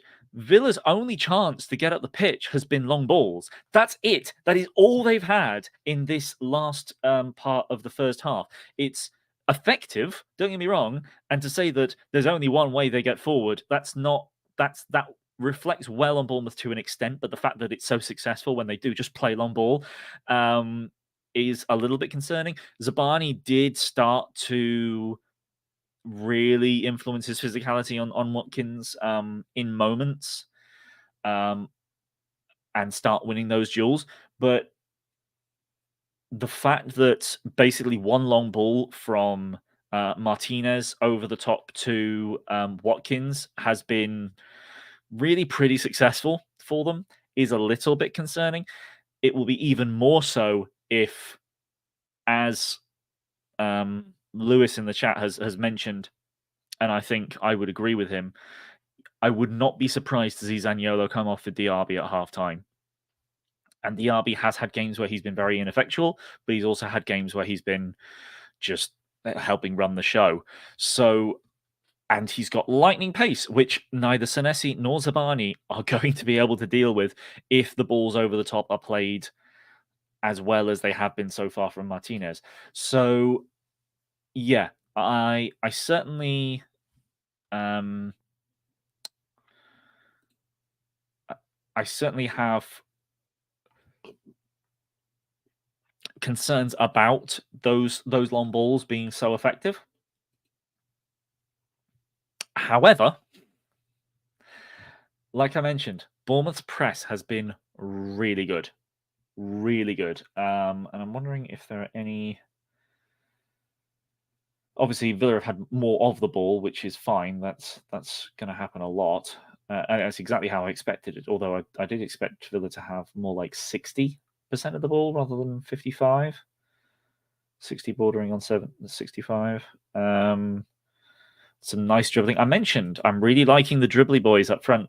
The dribbliness of our attack is really, really good for me. At six successful dribbles out of 9, very positive. Nice lot of interceptions as usual. Surprised the tackle number is so even. I don't know. No, that was a bit harsh. We have ran into opposition a few times as well. We've had to produce definitely more clearances. That's the shot map. No, I think our pressing figures, I'll need to wait until the end of the game to find out more about that. Do we have average positions? That's the last one to sort of look at. I mean, just look at this. Just look at this. There's Solanke, our striker. Is taken. So this is both a good thing and a bad thing. If you look at Solanke's touches, he's about level with Lewis Cook, which shows that it's nice and positive the way Lewis Cook is getting forward. It's nice how Ryan Christie is getting forward. And look how high up the pitch Cliver and Semenyo are getting their touches. We're just not very ineffectual down this right-hand side at the moment. Oh, whoopsie. We are back. Let me get the banner up. I haven't even changed the numbers on it yet. That all came round rather quickly. Oh, it's Jacob Ramsey that has come on for Zaniolo.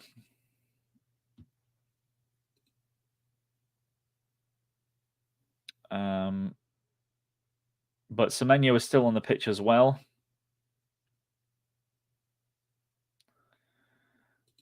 So that's a bit of a risk, but I'd imagine he won't last much longer, and I would also imagine that Iraola will have told him, "You will be coming off on the hour mark, and don't touch anyone."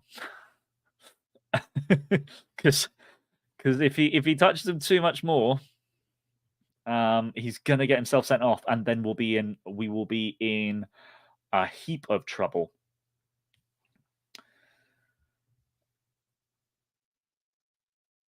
So a minute in, I haven't even spoken about what ball is being played, but Villa are.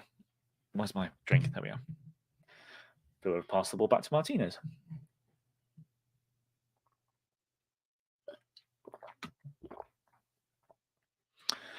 Hello, Sean. Obviously, Semenyo, he's arguably our best player, but how he's still on, I don't know. Yeah, I mean, I think I just mentioned it. Iraola changes his wingers every single game, so Semenyo won't be on for too much longer. But I think he's just been so good that, admittedly, that would be a reason for you to also take him off, because you don't want to take a risk. Because if he gets sent off, then he's not going to be available next game, which will be quite an important one, away to Crystal Palace. No, at home to Crystal Palace. God. Almost never look more than the current match in front. Away to Crystal Palace. Sorry, yes, Min Midweek, which we will want to use him then again, I'm sure. But I think maybe 10 minutes, 10 more minutes, and then lovely interception there from Lewis Cook. And then Semenyo has been tackled by John McGinn. Good tackle from Lewis Cook, or apparently not, according to the ref. I thought that was fine.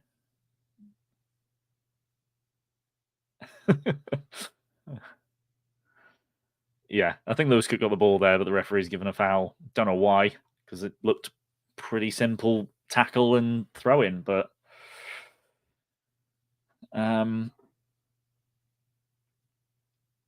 yeah, Bournemouth have got the options to come off the bench as well. Obviously, there's Dango Ouattara, Luis Sinisterra, and you could bring him on in the middle and put Clive at wide.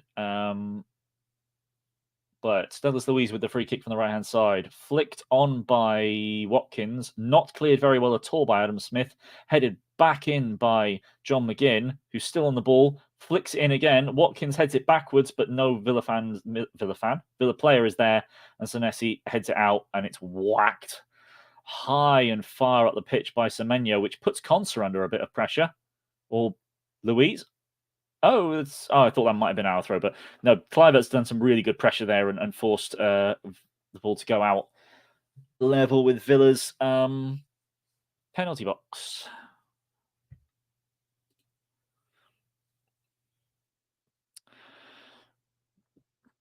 I mean, I get that, Sean. But I would say he has terrorized Konsa on that left-hand side. And I think that just for the initial bit, you can just allow him to just run himself dry for the next 5 to 10 minutes. And then the hour mark, you can then make 2 changes. You can change him and maybe Tavernier, because I have to say Tavernier has been very ineffectual. It's a name that I barely mentioned, Tavernier. Occasionally he's been involved, but very rarely. Jacob Ramsey pushing forward, and Watkins sends the ball through to Dean, but is well intercepted by Adam Smith very well. Now Tavernier's on the ball on the right-hand side, going up against Watkins, but he wins a throw-in. Oh, yeah, that makes a change, very much so. Zabani going up against Watkins there. And good work from Adam Smith. Yeah, that could have been a lot more dangerous. 50 minutes on the clock now is where I am. Time check. Throwing long to Solanke, who does well there and wins a throw off Douglas Luiz. Good to see Solanke back out again after his kick to the stomach from Douglas Luiz.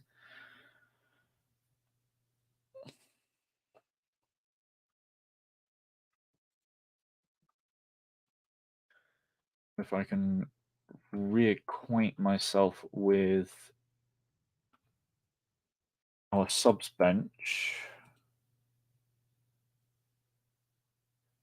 I think Semenyo's just been caught offside. Yeah.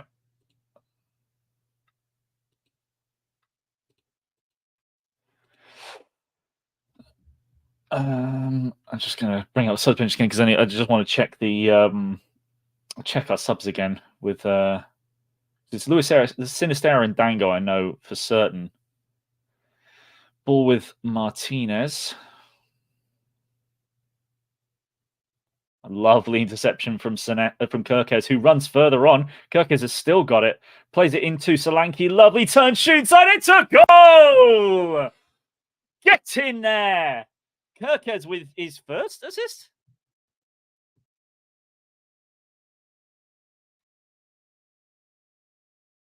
Lovely stuff. I think that's Kirkes' first assist. Some great work. Again, it's the press. It's the aggressiveness of the press. Villa are not dealing with the fact that our players just want to get there ahead of them, and they're really struggling to deal with it massively. This ball from Martinez is not over the top, it's to contest. And Bailey or Ramsey, whoever it is, loses to Kirkes. Chest off from Clivert, plays it back to Kirkes. Nice, tidy ball in. Pau Torres is awful there. But it's a nice turn. And then I love the finish as well. He's done this before, and he mentioned it on his striker masterclass when he talked with Glenn Murray. He aims for the defender's legs at times like this because Martinez is definitely diving left because he thinks the right-hand side of the goal is covered by Pau Torres. Torres widens his legs to try and block. Solanke aims for the legs, hits it through the legs of Pau Torres, and it slides into the back of the net. Wonderful finish. You love to see it. Solanke's 7th goal of the season. That is now his outright best ever goal-scoring performance in the Premier League, and it's not even January. Wonderful stuff. I think that's Kirkes' first assist. Yeah, that should do wonderful confidence. Absolutely. End the game now. Tavernier running forward, tries to get through Dean, but doesn't manage to do it. Lovely pressing again from Christie, and now he's jigged up the crowd, getting people to shout. I'm sure the ground must be. I mean, if the ground is not rocking in a game like today, when we are playing really well against the top side, I just don't know when it will. Yes, Solanke, absolutely.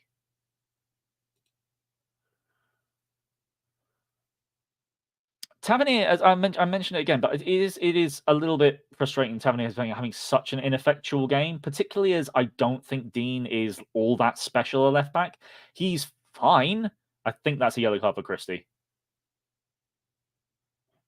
Yes, it is. Christie's yellow card, unfortunately. He's trying to slide back. He's trying to slide back and tackle Dean, who I was just kind of partially slagging off. And in the end, yeah, he clips him, and it's a easiest yellow card the ref is going to give all day. Hello, George. Loving this so much better than the start of the season. Irrevel has clicked on loving it. Yeah, absolutely. Good. Just don't slag off every player and hope they'll do well as a result. That free kick was played. It's now with Bailey on the right-hand side, who tries to fling it in, and it goes nowhere. Snessi whacks it clear. Lovely first touch from Tielemans.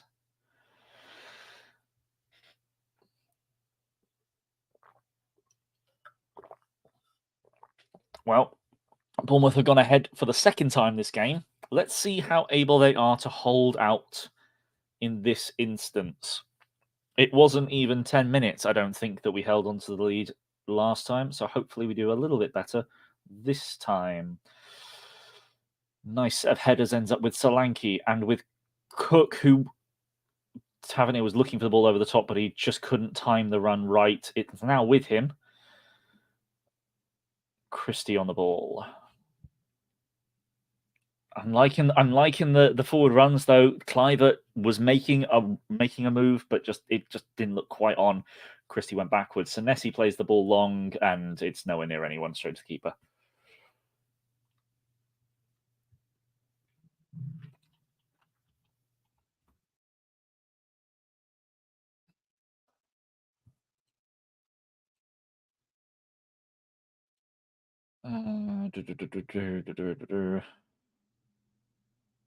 Oh, Brooks was the other winger. So I've just had a look at our subs bench. Brooks was the other winger. Could easily see Brooks coming on for Tavernier.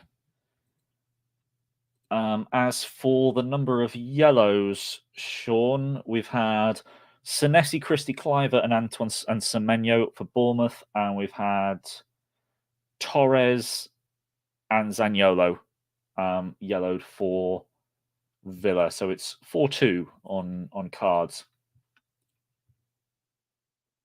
I just missed a Bournemouth attack. I was just checking other stuff. Ball has ended up with Martinez. And Semenyo, I think, is down off the pitch after a collision. Let's see here. Semenyo, takes on one, takes on two. He does keep the ball in, but it's a low cross that ends up on Martinez, and he slides off the pitch. So I imagine he's got a bit of a graze.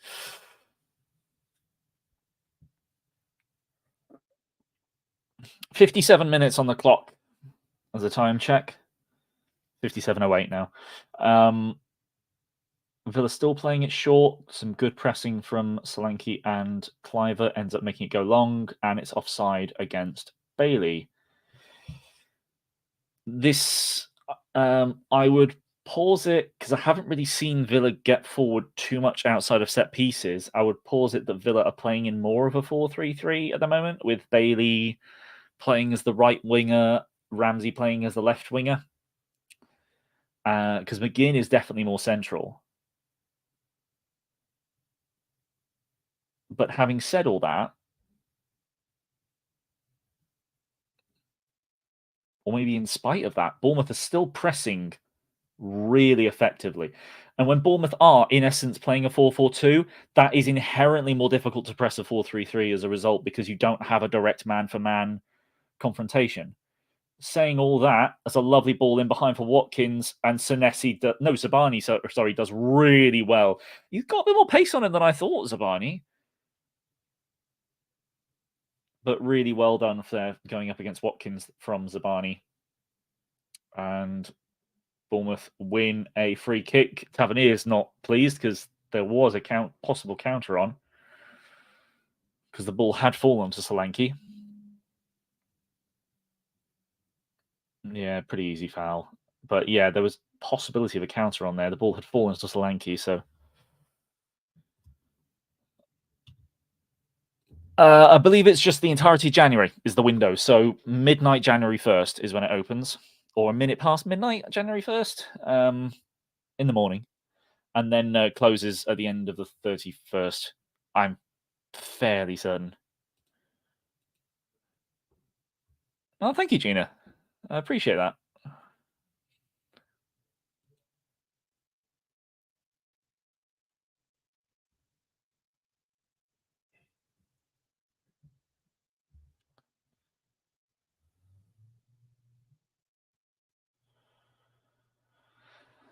One ball ends up with Dean heading it back to Martinez.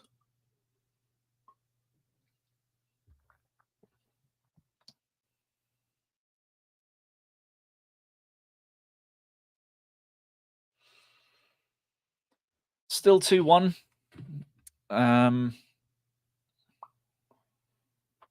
Another long ball. I mentioned it before. Another long ball. Watkins wins it and is on the ball in the left corner. Wins a corner off Zabani.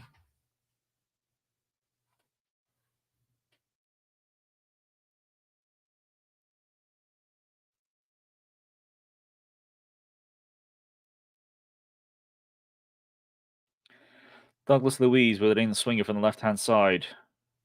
Played short. Turn from McGinn. Cuts it around and blocked close to the line by Senesi. Hit back in and cleared eventually. That was way too easy, but just about managed to hold out there. Yeah, 60 minutes has hit, and I said, as you mentioned, if you want Germany, as you're bringing up now, rather, 60 minutes on the clock. I fully expected Semenyo to be off the pitch by now. Just generally, Iraola tends to make his first change this kind of moment in the match, and it normally is the winger. And Semenyo is on a yellow, one mistimed tackle away from getting himself sent off. McGinn on the ball in the Bournemouth third. Douglas Luiz. Ramsey's not been involved very much since coming on, but he plays it out to Dean. Nice touch from Ramsey up against Smith. Looks to take him on. Tries to cross it, but hits it straight at Smith and goes out for a corner.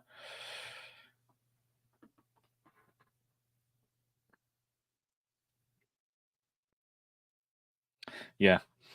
I'm very surprised we haven't seen Dango or Sinistera come on for him. And to be honest, I'm surprised that Tavernier is still on the pitch as well. He's not been that effective at all this match out after the first 15 minutes.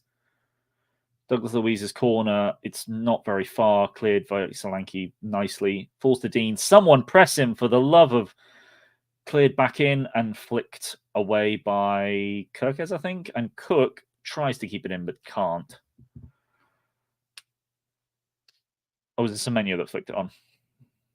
Couldn't quite tell.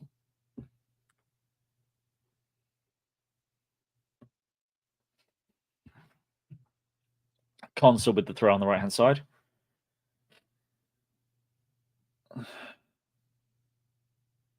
This is Villa's sort of first bit of sustained pressure this half, really.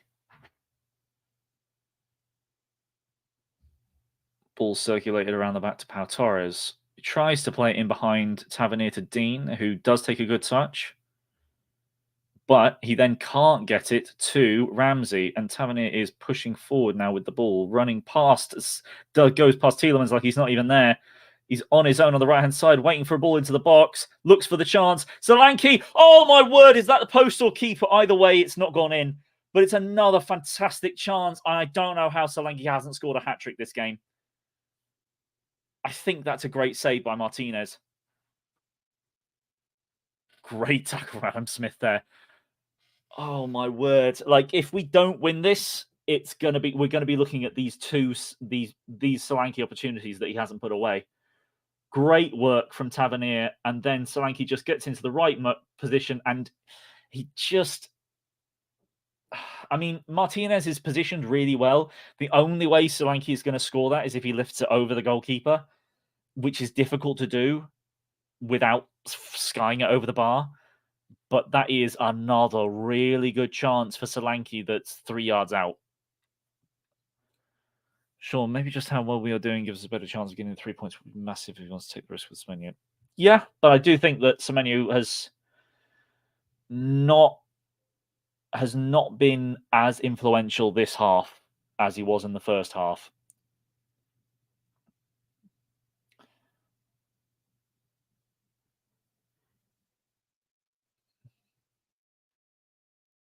No. They're just showing a slow-mo of that scramble in the box. Possible handball by Christie, but his arms are right by his side. I can't see anything there. Good work by Kirkes diving in on Bailey. Bailey's just gone down.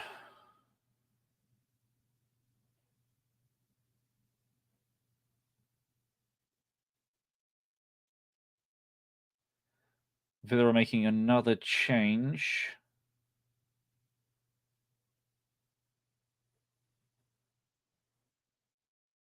Oh, that's Duran. I was going to say I didn't recognise him because barely seen him before, but that is McGinn coming off for Duran. That's two strikers up front that now Bournemouth have got to deal with. 65 minutes gone, and Bournemouth still have not made a change.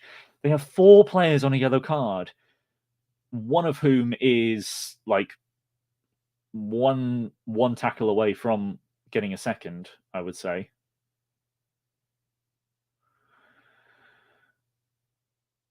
In Semenyo, but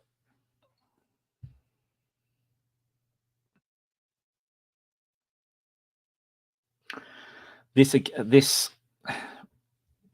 will now ask more of Senesi in his ability to deal one-on-one with a striker in the shape of Duran. But it does look like he is going to generally just play a little bit deeper than Watkins, not necessarily just as a straight up front two. but this is off the ball. You can change your shape as much as you like.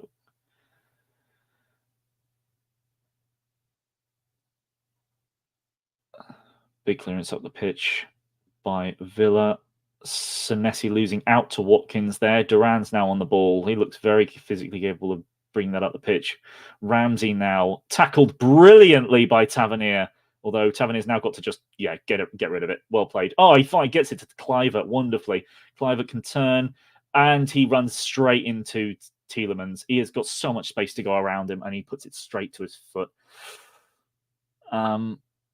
I do think we're probably going to be making a change any second now. It looks like there's a player that's got his kit off, is sat on he's got his kit off, that has taken off his training wear and got his kit on, but sat on the bench waiting for the change to be made. Nice ball in behind to Douglas Luiz, who smashes it against Senesi. And it is a corner. 67 minutes on the clock. Phil Billing and Luis Sinisterra are about to be brought on. And I think we're finally at the point where where you can say Semenyo's run his race. Let's bring someone else that's going to influence the game. Bring on someone that's influence the game. And Sinisterra will get his chance. Will get his chance to have an impact. And I'd imagine Billing will be coming on for Kluivert. But it could be Christie. Luca Dean with the corner. Neto punches. Doesn't claim it.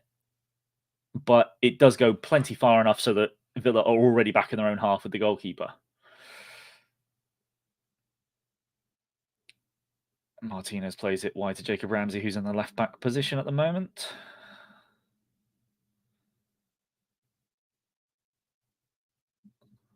Douglas Luiz with a long ball into the box. Or it goes all the way over to Dean. Now Jacob Ramsey on the ball, who tries to play it inside, and Lewis Cook wins the ball very well. Semenyo tries to head it to Solanke, but he doesn't get it all the way. Then Smith gets in the way of it, and Tavernier, chance to counter if he can get the ball forward, but Tielemans does well to push him backwards. Smith to Cook to Solanke with a nice chest and turn. Oh, ball over the top was on, but it would have been a difficult one to play. Christie does well there, tries to play it to Kluivert, but he plays it behind him. Villa want an offside. Christie's playing on. He shoots with his right. It almost lands to Semenyo, but it doesn't quite. And it's off, and it's cleared by Diego Carlos very well for a corner.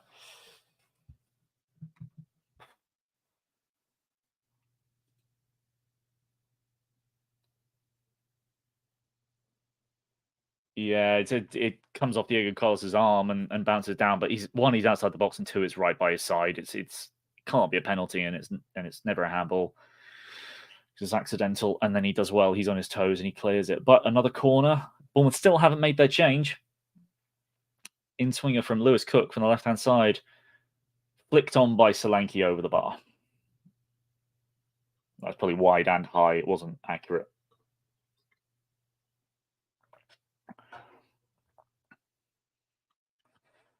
It is Kluivert coming off, and I'd imagine it will be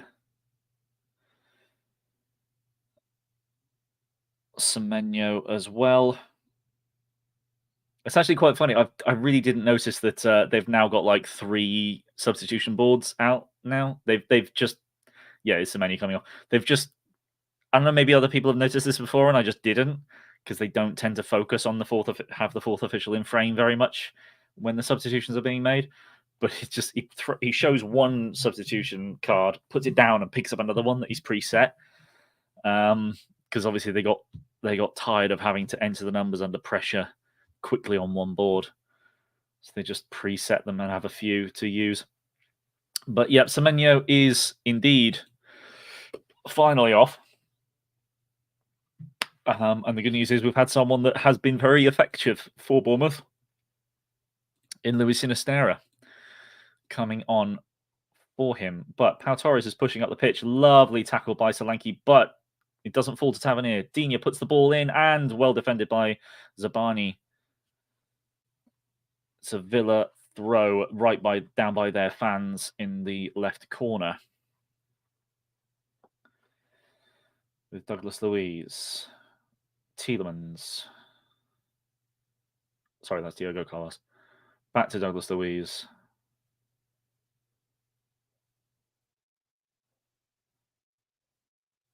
So I keep calling him Diogo by accident now and again. It's Diogo Jota. Bournemouth are making sure they're keeping Villa from getting up the pitch too quickly. Great work by the midfield. But a nice pass. Duran's on it, and it's deflected onto the post. Keeper was done. Neto had already moved one way, and it bounced the other. We got nice and lucky there.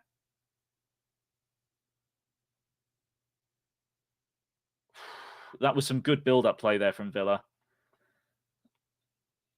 And in the end, Watkins with a lovely flick. Senesi just gets caught out a little bit with the movement of Duran. And it flicks off Senesi's foot. It's going bottom right corner, and it almost goes in the top left, but it comes off the outside of the post, thankfully for Bournemouth. But it is a Villa free kick just inside the Bournemouth half. Luiz with the free kick, cleared well by Senesi. Almost falls to Sinisterra, but we are able to win the ball back, and then Jacob Ramsey takes down Sinisterra.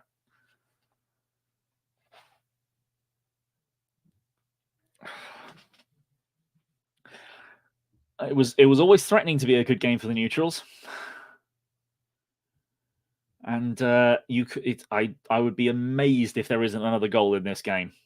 I would be absolutely amazed if there isn't another goal at some point here. Villa have 3 changes they can still make.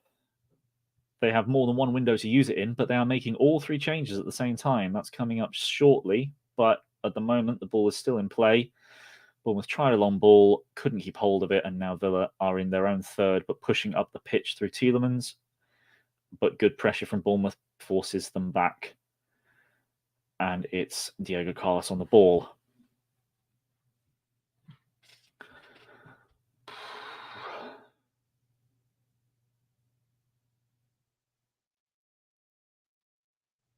Good pressure from Billing. Forces a goal kick. But here are the changes that are being made. Some real danger men here. This is... Oh, yeah,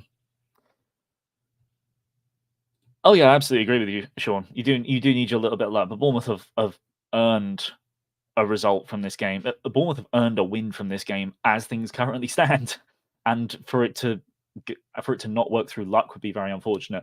Konsa, Bailey, and Dean all going off. And Cash, Diaby, and Moreno coming on. That is both fullbacks being changed. And the right winger. Right mid, right winger.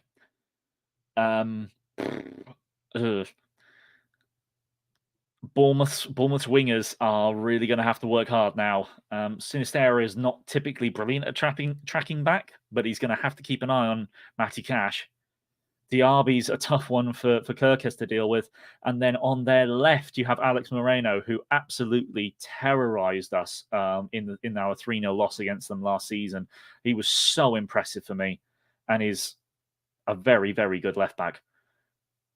Long ball forward from Sinisterra does really well. Tavernier to beat Moreno to the ball. He's looking for a cutback, a pass, something. He lays it back to Christie, who tries to dink it over the top to Sinisterra. He finds him, but it's offside.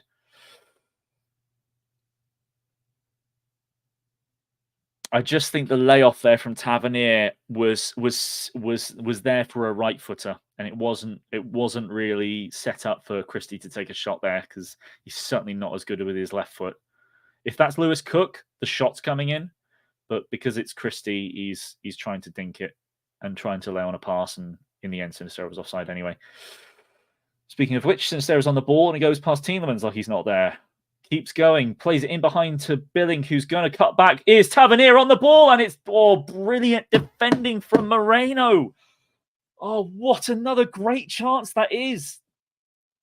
I've sort of been a bit critical of Tavernier today, but he's starting to find his influence in the match again. Lovely ball back from Billing, but it is just a great slide in from Moreno, saving almost definite goal.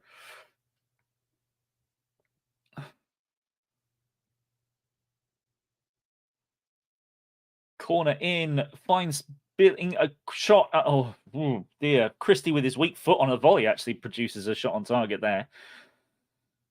If Bournemouth don't win this after reducing the amount of chances that we have, it's going to be gutting. I'd still, as you mentioned, AFC Bournemouth Germany, I would still take a draw. Or at least I would have taken a draw at the start of the match. And now, if we don't win this, it is going to be disappointing. It's going to be somewhat disappointing. Lovely ball from Lewis Cook to Solanke, who plays it into Luis Sinisterra. This will be offside. Takes it on himself, and it's saved.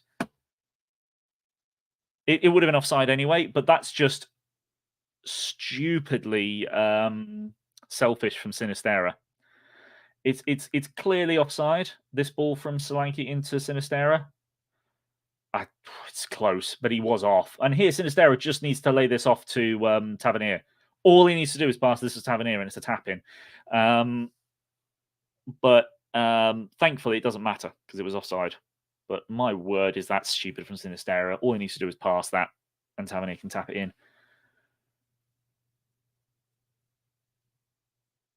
The attempts stat has just popped up, 13-10, which is actually closer than I thought it would be, but it's 6 on target to 2 for Bournemouth.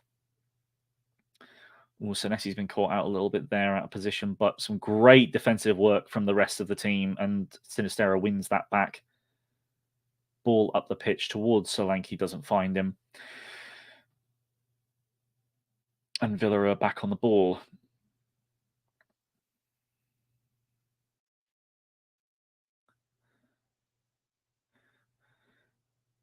Christie still working incredibly hard. Christie, man of the match so far for me, without a doubt. Great work from Lewis Cook, wins the ball back off Tielemans, ends up with Sinisterra now billing on the ball. Cook's been great again. I just think that in the last couple of games, Lewis Cook was the man that shone for me. And in this game, it's been Christie by a mile. He's been so good.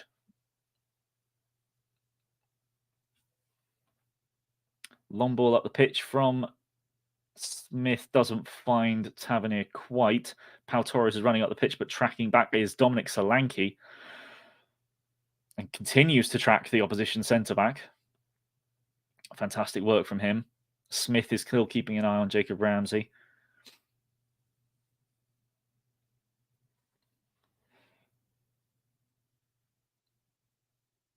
Ball is still with Villa on the halfway line now with Douglas Luiz. Passes it to Matty Cash. Sinisterra slips over and Cash just goes straight past him. Tries the ball into the box. Finds Watkins, but the cushion header doesn't find Duran, and Neto picks it up brilliantly.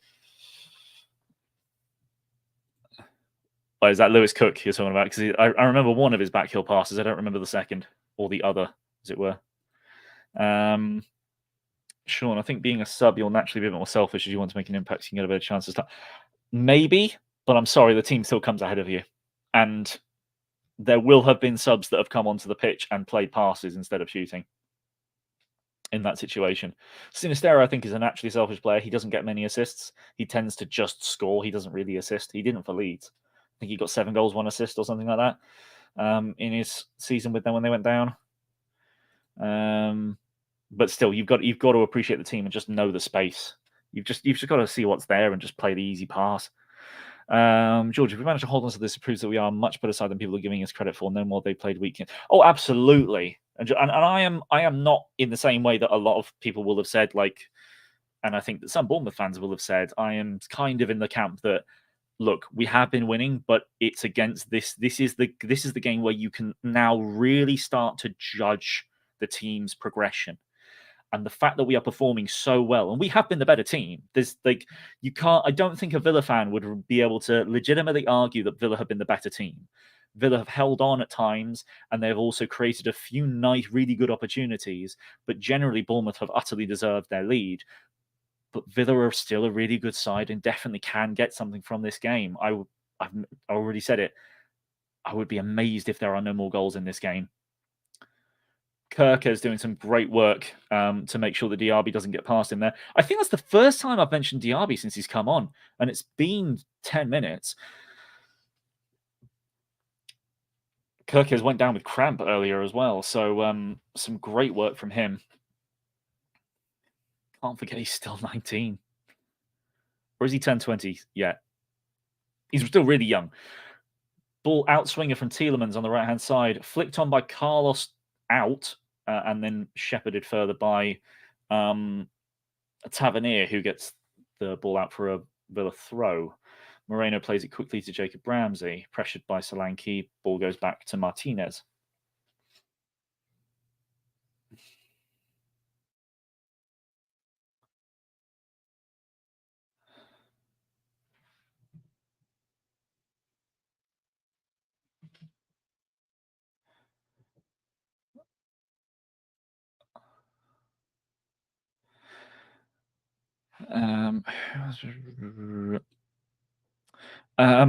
I don't know the answer to that, AFC Bournemouth Germany, but I did just hear the commentator say, I don't know whether you've got the commentary coming through on your three displays.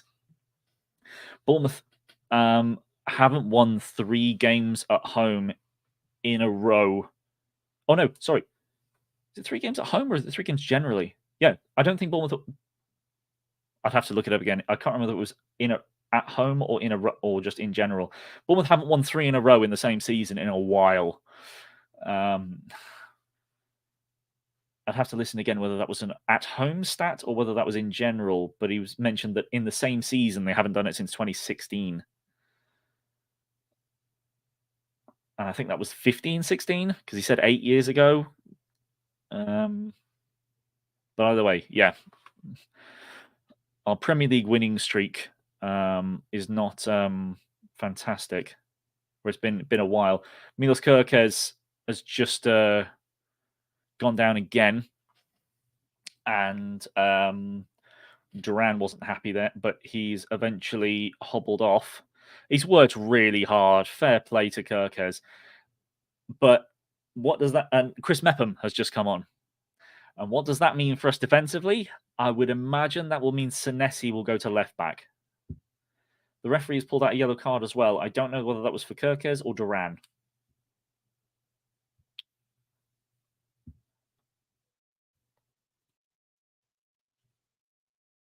Yeah, it was Duran. Kerkez went down. The substitution was being made, and yet Duran picked him up off the floor. He just didn't need to. He was coming off the pitch anyway. The ref's going to add the time on. Really silly yellow card again from Duran. So many stupid yellows in this match. Oh, you did catch that, yeah. I'm now trying to remember whether it was like home games or all games. But either way, yeah, Bournemouth don't tend to win many games in a row. Certainly not more than 2 very frequently. Do you remember that period? I think it was our penultimate season in the Prem where we literally went win, loss, win, loss, win, loss, win, loss, win for about 10 games. Anyway, yes, lovely turn from Senesi there. Lovely set of drag backs. Christie plays the ball in behind to Sinistera, who's definitely onside this time.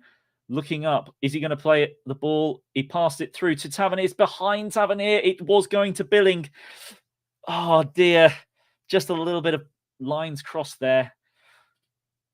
And now Cook and Christie working really well to keep the ball. That midfield too is just... I mentioned that, and Christie loses the ball there to Tielemans. But generally, those two have just been so good. Long ball goes out by Villa. Wonderful work there from Senesi, dragging it around, drag back to around 2 or 3 players. But I'm guessing Senesi is now at left back. Substitution was only recently made, so I can't quite tell.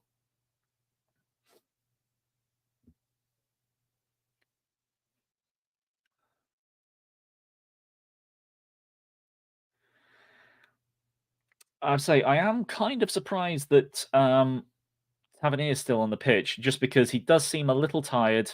He has been working hard, and he's not been very influential in this game. Lovely work from Adam Smith. Oh, Neto. Dear. Pass from Smith was a little bit strong, but not the greatest pass back. I'm kind of expecting Dango to come on for Tavernier at some point. If anything, I would have expected it a few days ago. few days ago, a few minutes ago. So I'm looking at this comment from Lucas, and De Gea and time mixed with day and whatever. I said days instead of minutes.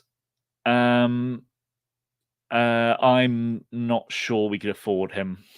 I mean, he's a free agent, to be fair.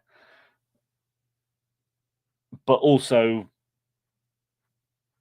I don't know, the whole issue that people had with De Gea, he wasn't good with his feet, and Neto admittedly hasn't been brilliant, but he's probably better than De Gea. But you would get a great shot stopper, admittedly, someone that still makes some silly little mistakes. There's a bit too much risk, I think, with De Gea, and again, couldn't afford him.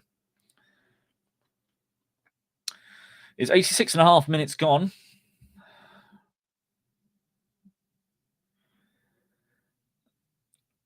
So, just over 3 minutes of normal time to go with additions on top of that. AFC Bournemouth saying that there's probably going to be at least 7 minutes. I think there's been fewer stoppages in this half than there were in the first, but you just tend to get more. You just tend to get more stoppages in the second half. There haven't been the injuries that there were in the first. Certainly 6 or 7 is what I'd imagine. Moreno moving down. Tavernier doing brilliantly well. Almost getting fouled again, and then he wins the foul. Fantastic work. I have to say, that's brilliant from Tavernier. Absolutely fantastic work from Tavernier. Moreno is, I think, a very, very good left back, particularly going forward. And he hasn't done a thing since he's come on, which has been obviously due to Bournemouth doing well in their press in the first place, but that's the first time Moreno has really had an opportunity to get forward, and Tavernier was all over him. Great work. Oh, lovely by Solanke. Tavernier tries to get it back into him, but no, almost finds Sinistera, but it's blocked. Christie pushes it out back to Sinistera.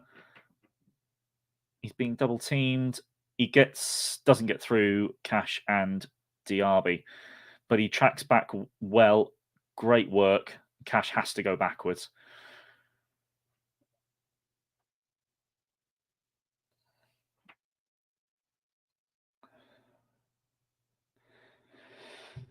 Oh,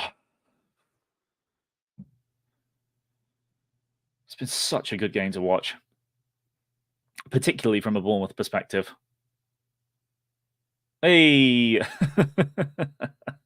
Long ball, Watkins can't quite take control of it. Just a little nudge from Tavernier in the back of Watkins as well. Just puts him off, and he can't keep it in.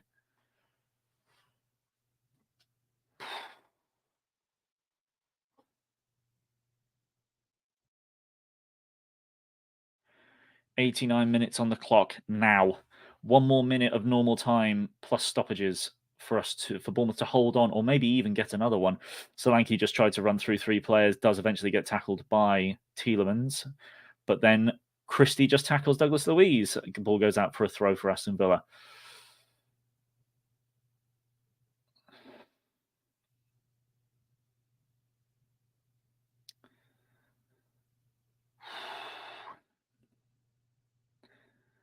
Villa still keeping the ball at the back quite a lot.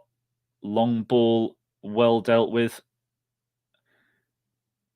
It does actually look like Chris Mepham is playing at left back. They've really not been able to put Villa haven't attacked us in the way that they should have done, particularly with Diaby on this right-hand side. He's now got the ball. This is the first time he's going man for man against Mepham. He gets in a cross. It's a good ball in, and it's flicked in. Watkins with the goal.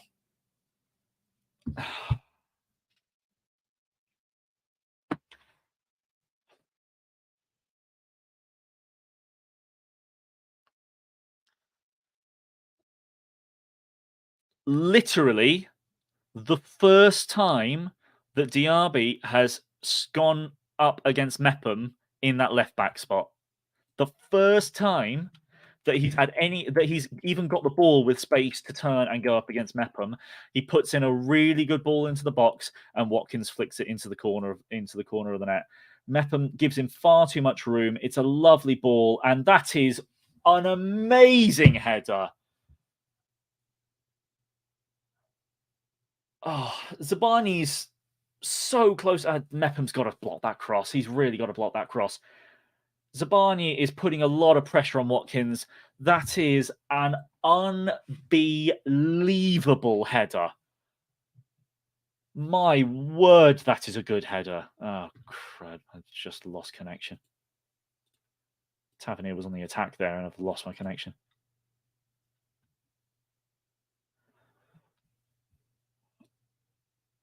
Oh, ball in behind. Billing cuts it back. It blocked by Villa.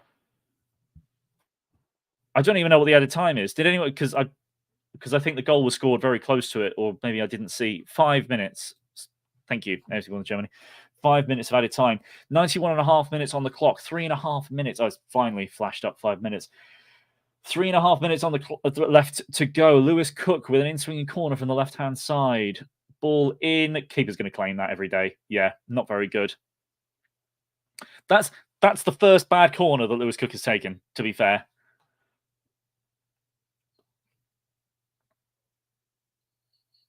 God, I wish I put money on 2-2 now.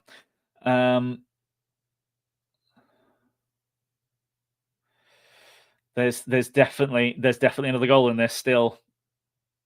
Oh, Mepham can't quite stop the ball getting to Diaby, but Christie can intercept and just collapses to the ground and gets a foul. Oh. Even though it's annoying, you can see so it's just one again. Yeah, just 2-2's great. 2-2's great. Absolutely take the 2-2. And as I mentioned, and I'm surprised that it didn't happen earlier. Admittedly, Tavernier's done great. It is with 2.5 minutes to go. Marcus Tavernier is coming off for Dango Ouattara. Gutting to concede that goal there, and it's one hell of a goal. But one of my biggest bugbears in football is fullbacks, and Mepham is a centre back, so he's out of position. But it's fullbacks not blocking crosses when they should just get closer to their man. It's so frustrating.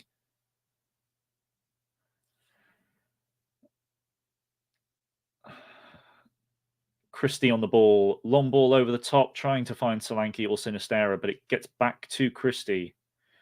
He gets pushed over, but he still keeps it somehow, and it just about gets the ball to Billing. And now Bournemouth, for the first time, have played it around the back a little bit, but a nice ball from Senesi up to Billing, who keeps it over against Cash, and we get the throw-in. That's a weird one. And I don't know why Emery thinks that should be a Villa throw, but he is very vocal.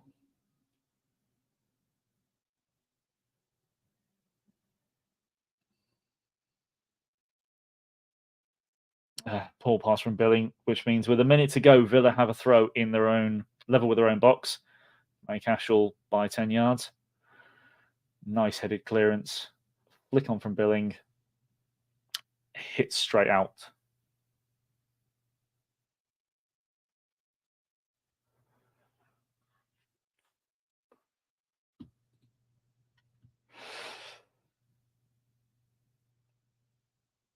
Yeah, it doesn't matter what. It doesn't matter about the goal. It doesn't matter about anything else. I just want the referee to blow the whistle when it hits 95.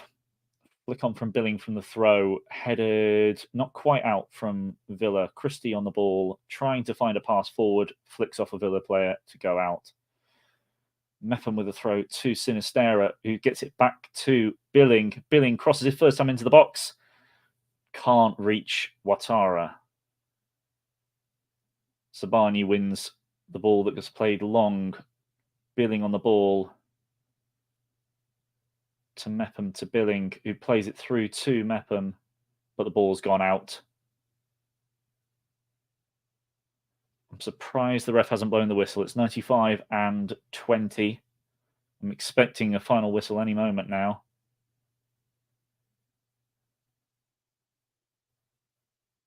Cook might get a yellow card for that, but that's a wonderful ball in behind to Diaby, but he just takes a touch. Yeah, there's full time. Whoo! Our players usually on against, yeah, At least we got the point. At least we got the point. I absolutely agree with you. Right, I've been desperate for the loo for a little while now, so I'm just going to update the ticker, and I will be back shortly.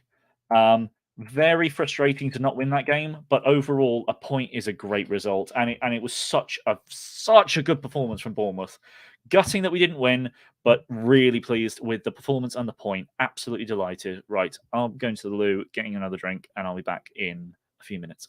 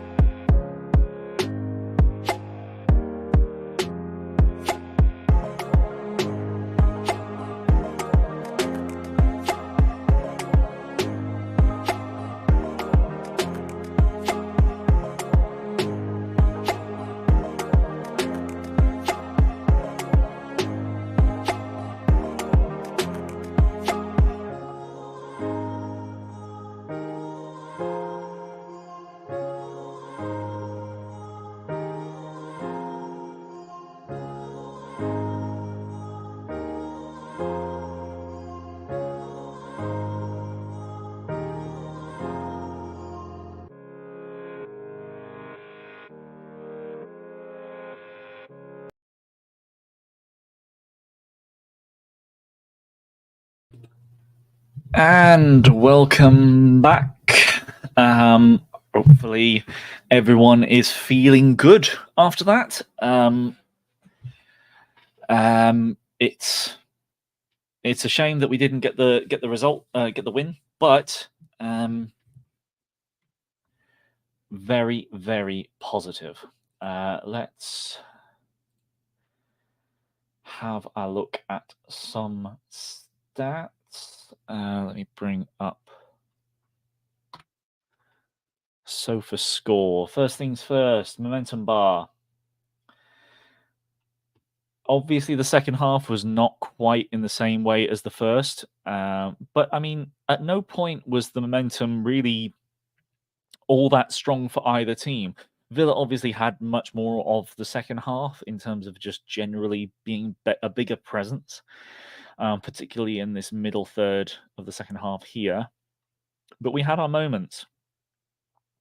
And I'm fairly certain when we look at the XG, Bournemouth will have at least one more XG than Aston Villa. Heck, might even be 1.5 more. Because we created some very good chances, particularly those two Solanke ones from like 3 yards out that were both saved. Oh, what could have been? What could have been? But yeah, let's have a look here. What did I say? At least one more. 2.11 to 0.88. Villa significantly overperformed in terms of scoring from the chances created, and Bournemouth underperformed. 2.11. We should have scored. Well, I mean, we did score 2. Underperformance of 0.11 isn't obviously a full goal, but we definitely could have done more. I was correct in the end that Villa had more than 60% possession in total. They did certainly have a lot more of the ball in the second half as well. But we look through here, total shots 15 to 11 for Bournemouth, 7 to 3 on target for Bournemouth. More off target as well, but we got in their way and we blocked those shots, which was great. Shame we couldn't block the cross when it really mattered, but you know, them's the breaks. 7 each on corners. Nice number of corners. I'm so used to Bournemouth not having as many corners as the opposition, but look at this: 4 big chances created, 2 missed, and those are the 2 Solanke chances. Solanke should, maybe if I say should statistically, but should have really scored. Should have got a hat trick today. In terms of like the 2 chances that he had that he didn't take were from a combined distance of like 6-7 yards out. So very frustrating. 1 counter attack and producing a shot from that counter attack, which is good. And in fact, I think that was one of the big chances as well. That was through Tavernier dribbling past Tielemans. 13 shots inside the box. That's as many as we had, if not more than we had against Newcastle and against Sheffield United. Not combined, obviously. But so encouraging to see this level of chance creation inside the opposition box. So encouraging. Far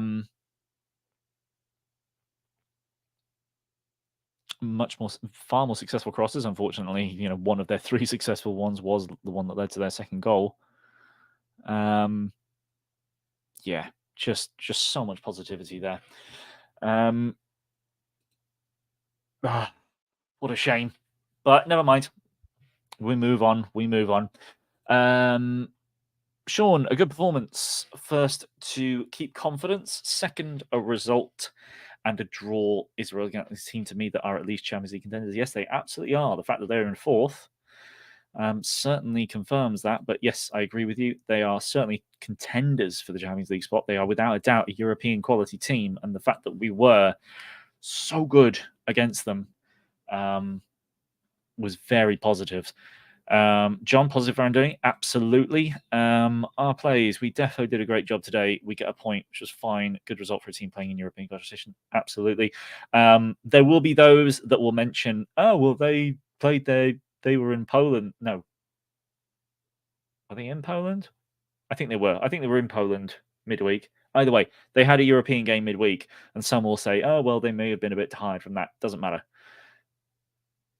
They're in that competition. They spent a lot of money in the summer, as did we. You know, we we were the better side for that game, which is fantastic. Gene, when in the last 10 minutes we stopped playing like the first 80? Well, tiredness, momentum, a natural tendency to sit back on a lead. But at the same time, Gene, I think that would be very disingenuous to sort of say, you didn't play very well in the last 10 minutes when you were great in the first 80. When you look at the amount of chances we created in the first 80, worked really hard, and then you kind of just players start to get tired. The runs that you would have made earlier are more difficult to make now. And when your opponent is the one that very much has the momentum of trying to reclaim a point, you will sit back a bit. At the same time, they still didn't make that much in the last 10 minutes. We completely shut them down for the most part. We just couldn't block the important cross. But then once the cross comes in, you've got to hold your hand up to Watkins. That was a ridiculous header. My word, was that a great header from Watkins. Look, it feels like a loss, but I said before the game, hey, I thought we'd lose 2-1, but I thought, I think I can hope for a 2-2. I got what I asked for.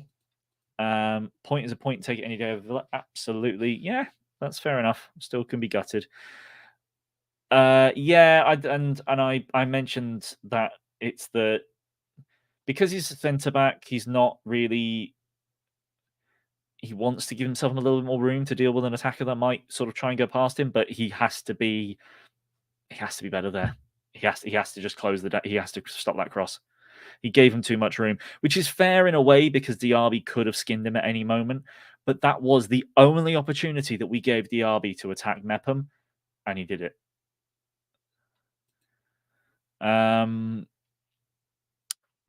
We are playing so well. Hopefully keep it up and provide the manager's haters wrong up the chase. Absolutely. Oh, they were at home. Right, okay. True, yeah. No. Gene John, no look at overall record on scoring done in that 10 minutes of our games. But Gene, our worst period in the game is the 15 minutes before halftime and the 15 minutes after halftime. We are diabolical at scoring goals in those periods. So it's actually that space in time that we're at our worst. And they run their asses off and they get tired in the last 10 minutes. I really do think it's not really that big a deal. I totally understand it. But if we were losing 2-1 in that position, we would have been the ones that were in the ascendancy and creating the opportunities. But let me actually look that up again. To check and see. Bournemouth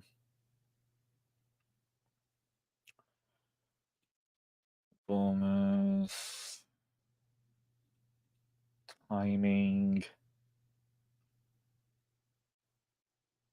Right, you definitely have a point about goals conceded in that time, Gene. And admittedly, I think this would be what you're saying is an issue that almost any fan of a side will have outside of Manchester City and Liverpool, really, and maybe Spurs. Teams tend to drop off, particularly ones that work so hard as Bournemouth do. God, the players just didn't stop for pretty much the entirety of the game, and I don't think they were particularly worse in the last 10 minutes. But here's let me zoom this in. This is understat.com. As you can see here in Bournemouth, this breaks it down into the 15-minute segments through the match. And as you can see, Bournemouth are yet to score a goal in the 15 minutes before half-time. This is our worst attacking moment across the season. We're not doing well enough at turning goals into opportunities. Now, admittedly, what this doesn't do is include Justin Kluivert's goal against Sheffield United. And I would imagine that that's because it was after 45 minutes. I think they probably put it in here, but it was still in the first half. So that's a weakness of the automatic logging of the system. I'd imagine they've sort of seen 45 plus 1 and it's put it into here instead.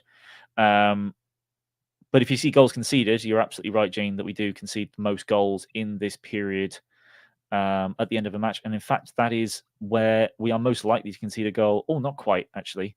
We start the second half poorly and we finish the second half poorly generally, if you see our expected goals against here. So, but yeah, anyway, I'm just trying to back up the point, as I say, Gene, that while I understand where you're coming from, I do think that is just that's a league-wide thing most teams that are winning will drop off in the last 10 minutes. I know what you're saying, that it's been across the season, and I do grant you that. But I do think that Iraola has had to adapt his system. It was something I mentioned in the Up the Villa, the preview with the Up the Villa podcast. I do think that the 4-0 loss against Arsenal changed Iraola's mentality of how we press. I do think, admittedly, Arsenal are great at passing a ball around at the back, but Villa should be good at passing the ball around the back as well. And we were all over them for the most part. They couldn't pass out. They couldn't get through our press. It was so impressive to see the way that we just prevented them from playing through the thirds. Donald, hello. If you get up to 3 players in January window, who would you get? First player on the list, admittedly, I don't think we'll get him, would be Calvin Phillips, because we need a defensive midfielder replacement. Not that we've seen anything of Adams. It's just that I really like Lewis Cook as well. And I think Cook and Christie is actually a partnership that has worked far better than I expected it to. It's just that if you can't have Adams, you need someone else. Cook's great. You just need another body there. Next one would be a left back option, because as much as I really like Kelly, I prefer him at centre back. But if he's not available and Kirkes is the only other option, you need someone else. It doesn't even need to be a fantastic option, just needs to be a third choice left back. And then the final one,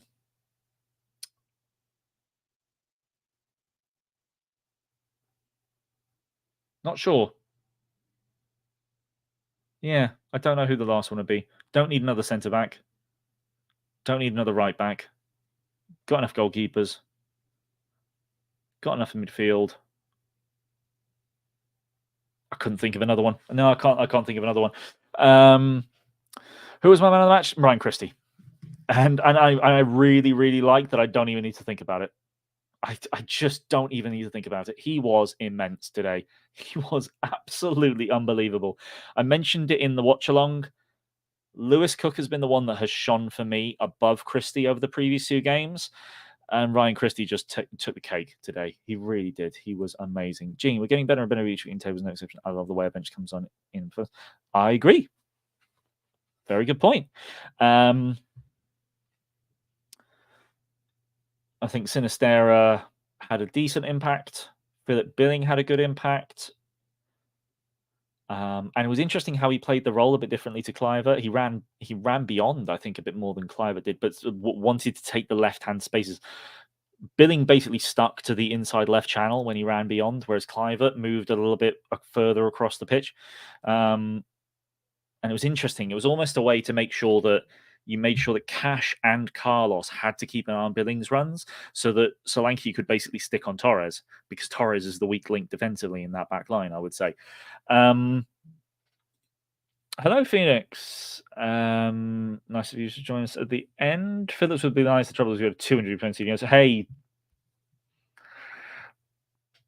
if you're gonna have one, and we've already, and to be honest, I'd feel bad if we brought in a DM that took Cook's place at this point. I just want someone else to come in and just be another body, because admittedly we do have Rothwell, but we're still a little bit short in midfield at the moment. Sean, what changes do you think will happen for the next game? Away to Palace.